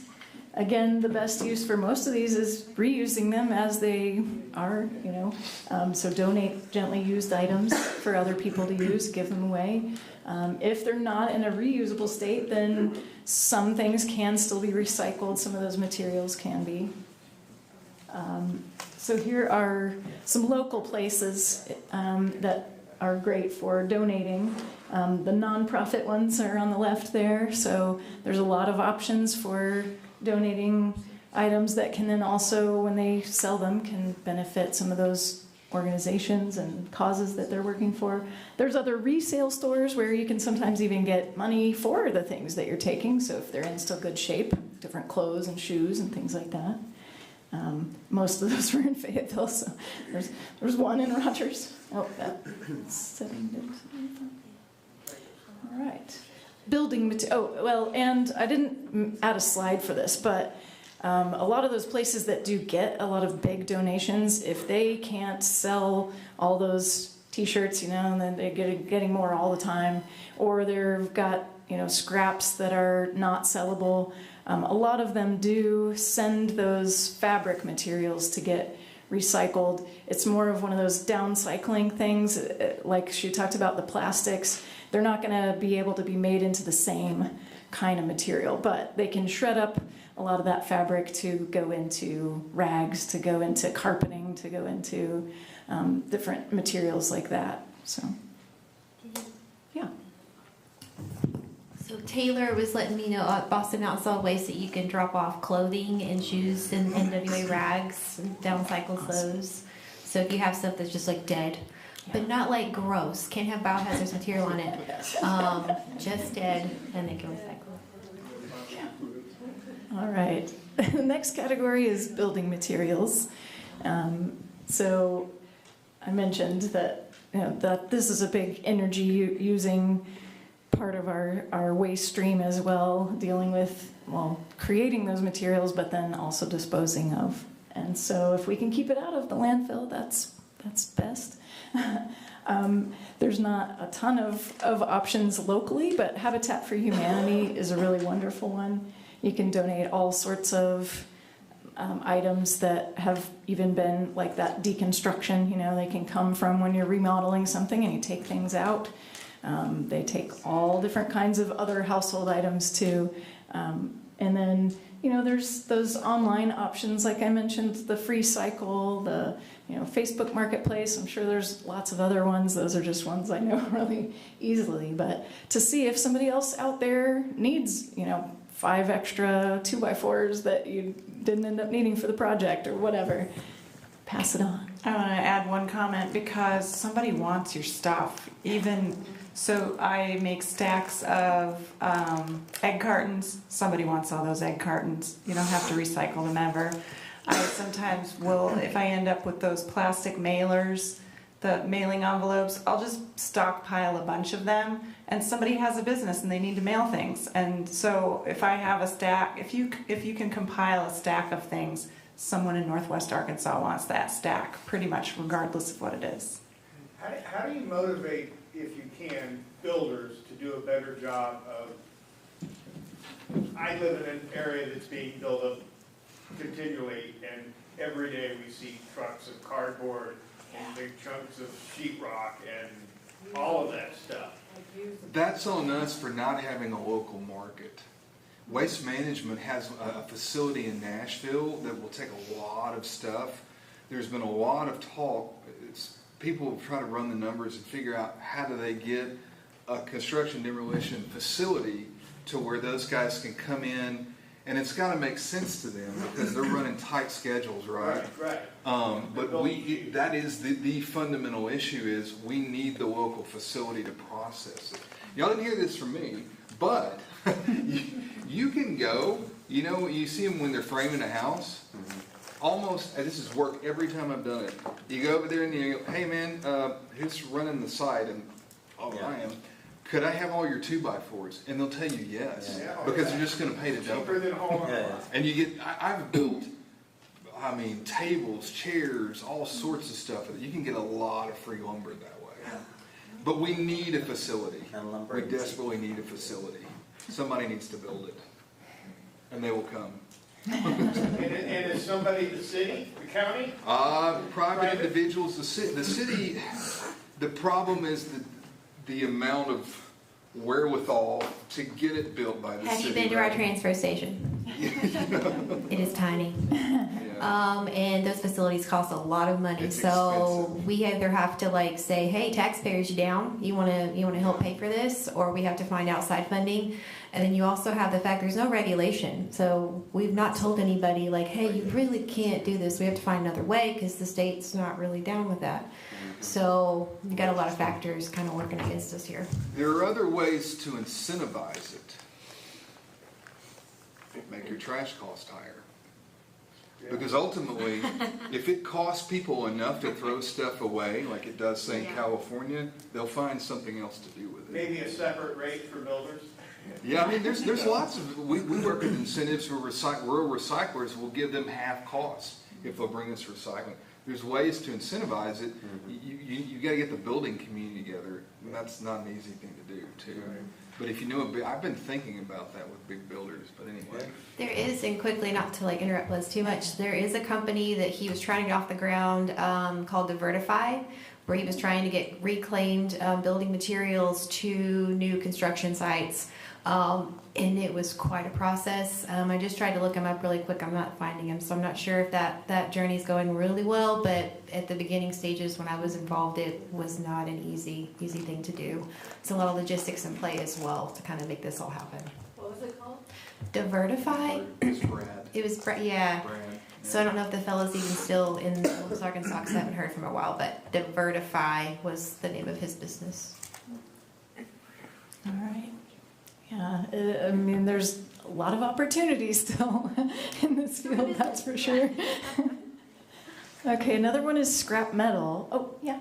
I don't know if this matters, but the Habitat for Humanity, their store was called Restore. Yes. I didn't see that up there. Yeah, it's Habitat for Humanity Restore on the blue part. It's Yeah. in big letters, that's why I didn't. That's okay. Yeah. So, as Fabian mentioned, metal can be recycled over and over and over again, and without losing its quality, so that even all those scrap pieces, don't throw it in the trash because it can have another life. And there are some good places around. Right here in Fayetteville, there's Vaughn Recycling. There's also TRG, and then up in Rogers, there's an Iron and Metal Corp and Alter Metal Recycling. So depending on the kind of metal, you can sometimes even get some cash for it, turning in your aluminum cans and things like that. But like big metal appliances and things like that even, they'll take those things. If it's something like a refrigerator that's got that coolant in it, then that's a little bit different story. And I think that I don't know if they might take them, but you have to pay for that because, again, they're going to have to dispose of that hazardous material that's in there. And then there's really random other things.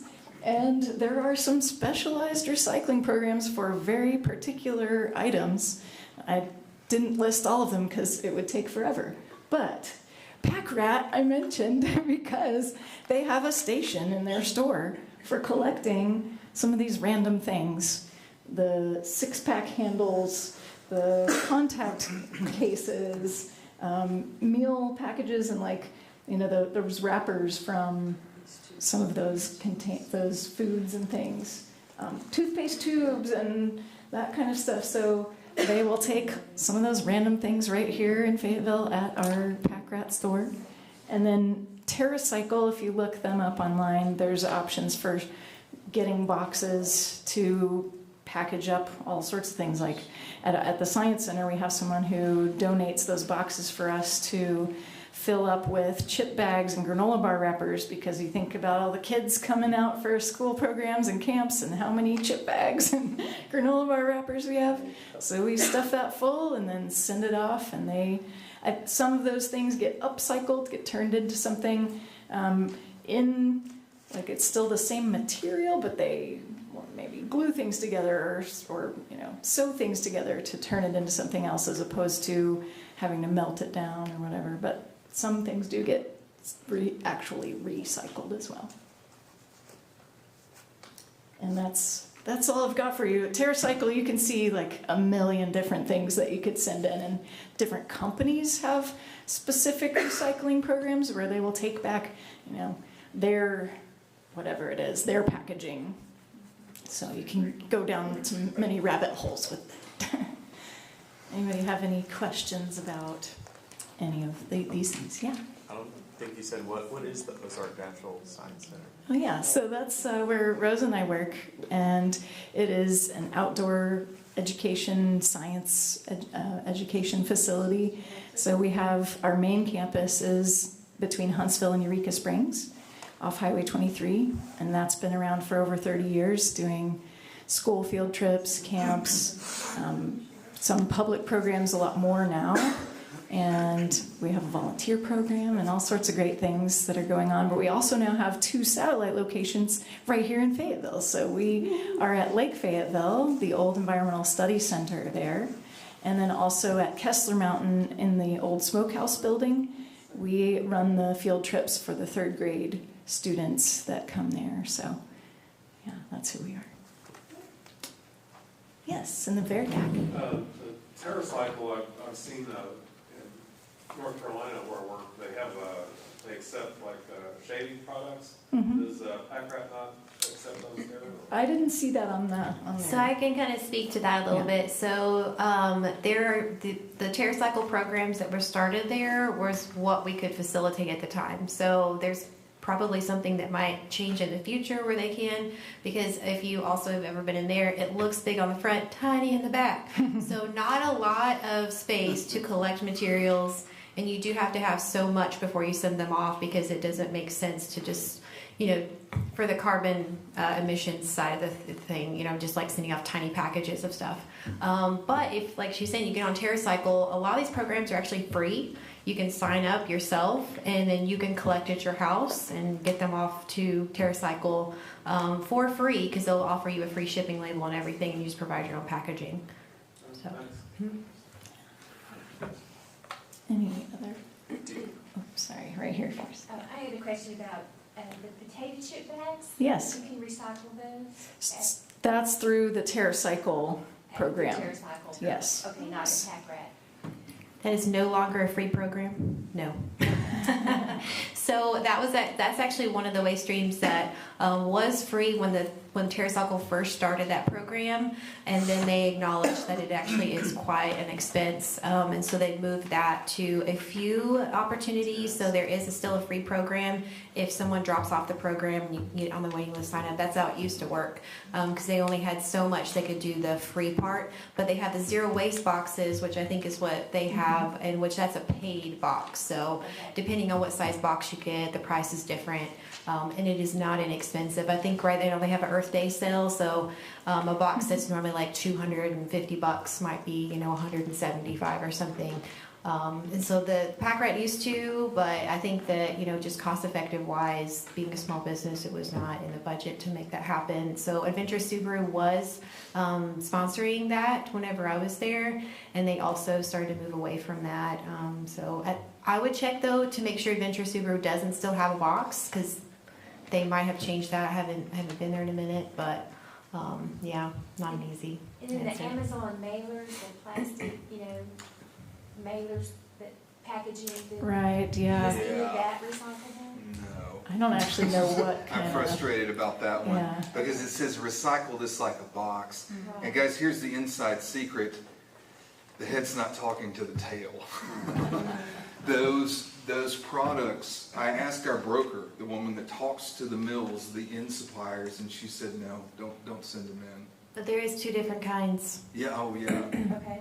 So that's the other weird side of the coin, is that there is one that is recyclable, that is paper, and it looks like it's weird foam, and then there's one that looks exactly the same, that's actually not. It's not, okay. So again, yeah, people not communicating about what Yeah, it is needs to going be, on. and there's a lot of actually lawsuits and things happening to say, hey, this needs to be crystal clear. Yeah. Because we can't figure it out if it's not.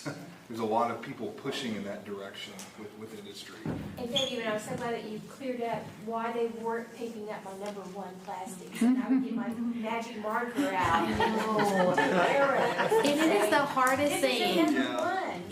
It really is. It's the hardest thing. Kind of what I was saying before is that recycling was not set up before the single-use products were. So they just kind of slapped some symbols on things and was like, yeah, you can recycle this without really educating the public on exactly what could and could not be recycled. And, you know, we service 27,000 residents and we do the best we can by just, you know, talking our heads off, social media, just whatever we can do. But the full story is we've got people coming in from all over all over places. We're, you know, a big town full of people from other places, and people do different things in other places, and they think that that's the way to do them, and it's hard to have that conversation. So yes, tell all your friends, bongs only. Say in Chicago, Take them to the Walmart drop. Well, and really quickly, not to interrupt Justin too much, but I will share really quick that I've had a lot of conversations with these Walmart recycling containers, and they say this on the container that they cannot guarantee that the materials are getting recycled. And the main thing that they are trying to do is to put more post-consumer recycled content in their own great value products. So their purpose is to do what they want to do with their business and not necessarily recycle. So while some of this stuff is getting recycled in Austin where it's getting shipped, there is no guarantee. So we are diverting it from our landfill with the hopes that this is working out, and we really hope it is. But like, you know, for example, like aluminum cans, they're collecting aluminum cans and downcycling them into pie pans that will then be thrown away, because it is really hard to collect enough pie pans and aluminum foil to get a recycler to melt that down, because it melts at a lower temperature. It'll just evaporate in the regular aluminum recycling. So that conversation's still going, and it's awesome they provide that for us, but we are sending probably some of that stuff to somebody else's landfill or an incineration, which if you've got a good capture system, awesome. Not everybody does. No, that's important, because transparency is, in private industry, and you guys probably know this, it's hard, trade secrets. This is what you, and they have to, you know, they have to guard it a little closer for profit reasons, but you have to ask the specific person that's handling the material to know the right answer. That's the short of it. Ask the person that's putting that thing on a truck and sending it. Because otherwise, you know, these folks are doing this thing. I would say it's pretty rare. It happened in Fort Smith 10 years ago when they just took the recycling and then they're like, boop, city's contract ran out, so they sent it to the landfill. That rarely happens. Just wholesale. That was a big problem. Most of the time, it is going where it's supposed to go.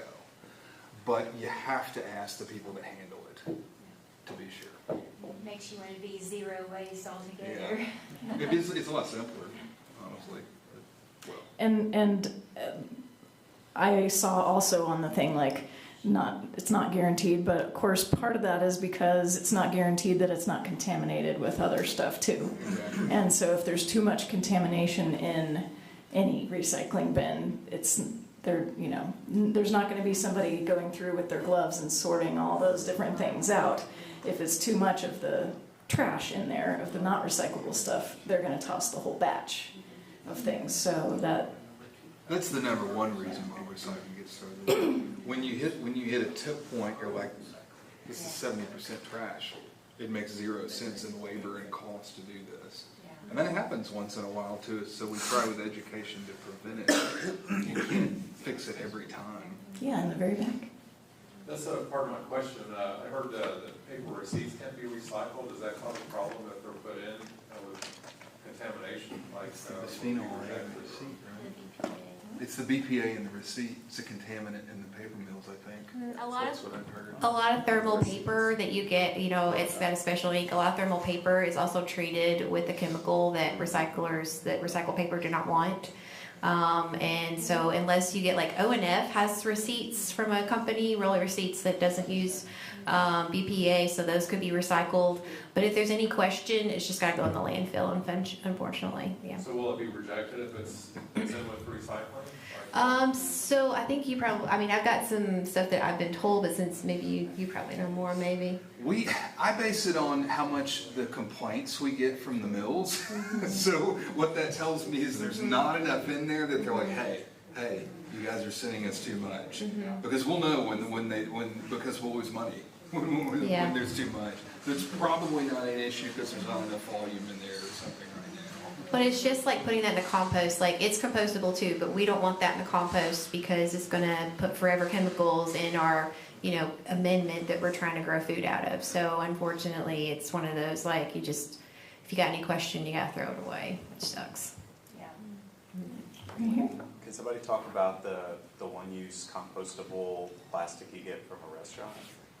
Like Yeah, what's your question? I'm just curious, like, I think maybe it was you earlier who mentioned that it ends up in composting, actually doesn't compost. In a lot of programs, it doesn't. We have a facility that's able to manage those materials, and they actually do compost down. But in a lot of programs, they don't. They just gel together, and they make this weird goo that, like, it just, there's so much of it in other cities because their population is clearly more, and they're trying to transition to more green products and less single-use plastics. And so it's still like an ongoing conversation on these other places in the country on how to, you know, develop programs that can actually manage the materials. We are able to manage them right now, but that could change. And it Like should 10 years. say on the label BPI. That's the third-party institute that says this will break down in this facility. BPI. BPI. Yeah, it's the Bioplastics, Institute. There are some other third parties coming along a line that also do the testing to make sure that these are compostable in commercial systems. So you just have to do your research and kind of, you know, go down that rabbit hole. But if there's any question, it's just unfortunately in the landfill. Go ahead. Well, that's a question, because you said incineration is not a solution, and I found that interesting. If you can elaborate on that. Yeah, so like if you're in Europe, incineration's probably a good idea because they've done a really good job at making sure there's capture systems for what comes out of incineration. If you burn anything, it's toxic, and if you burn plastics, it's crazy toxic, and all the other things that can end up in there. So with the regulations being as good as they can be in Europe, and they use it for energy, like my good friend lives in Sweden, that's what they use. And it's a pretty cool system. They have to actually buy trash, which is really interesting. But on the other side of the coin, here in America, regulations vary. And there are some facilities that say they have better regulations than others. But when it comes down to it, unless you know that there's a capture system in place that's actually functional, incineration's just putting pollution out into the air. Interesting. There's another piece to that, and this is the piece that nobody ever talks about. Most pollution in the stuff we buy is upstream. It's not in the store, it's not in the landfill, it's when they pull it out of the earth. Because that's where you have to use the fossil fuel to run the machines to pull it out of the earth. When we're talking to kids, I tell them like this, like if this is the earth and it's a chocolate chip cookie, start pulling the chips out. What have you done to the ecosystem there where you pull them out? You've created holes in it, right? So you cut up the habitat. You've burned a lot of fossil fuel to get that stuff out. If you incinerate those products, that resource, that physical thing is gone. You've just sent a signal to the market that says, go dig more holes in the earth, burn more fuel, and pull me some more out. That's, I would argue, another reason why it's still a linear one-way system. You're not fixing the fundamental issues of why we're recycling and reusing in the first place. And in tandem with that question, are we not incinerating biohazard stuff or We coming do. from the hospital, and who's taking care of that? Yeah, that's what's crazy. You can't, like, what's your other solution? You have to. Yeah. But who takes Oh, care we of that? don't. Where does it go? To you There's guys? I don't know, Covanta operate, they're a company, in I think in Tulsa they've got one, there's one maybe down south towards Louisiana. There's not many. It's really There's not expensive to do So this is the stuff. biohazard stuff getting shipped, getting trucked? It's that way? getting moved. Yeah, and that's where, those facilities have to have really strong regulations Yeah, if they're taking in like absolutely, medical yeah. waste and Right. all those kind of things. Yeah, and I'm in So, medical, and that's why I yeah. ask. I know surgery, You have to do that, that's a whole different animal. and I know it's residential we're talking about and stuff, but No, that's a good there's a question, though. lot of effects. There's a lot of it. All in tandem. And there's still like, you burn 90% of the physical material or something, you get 10% bottom ash, I think, when you do that, which has got some not fun stuff in it. And I know some medical companies have switched to, oh, you'll use it, and then if we can recycle, we send it back to us. We have programs in the hospitals, there's bins, and then we'll refurbish it essentially, and you can use it again, or add staples to it or something like that to that extent. So. Which is, you guys are already ahead of the game because you're rethinking the production, the 100%. way we produce this to where, okay, I've got this should have been made in such a way that I could do something different. Absolutely. I mean, that's the real answer in my mind. Yeah, for sure. Rethinking the whole production system, but anyway. Yeah. We have to wrap up, I'm sorry to No, say. we keep talking forever. Because before any of you take off, I just have to say, I know I can speak on behalf of all of us, that it is so enriching and heartwarming to see you here and have you here, because you are our people, and we don't get to do this that often. We don't get to geek out about this that often, and it's just, thank you for all that you do and that you're doing, and thank you for coming here to learn more. Thank you guys. You hopefully now have a way to reach each of us if you have any other questions, because you can tell we want to talk about this forever. Please talk about it with us.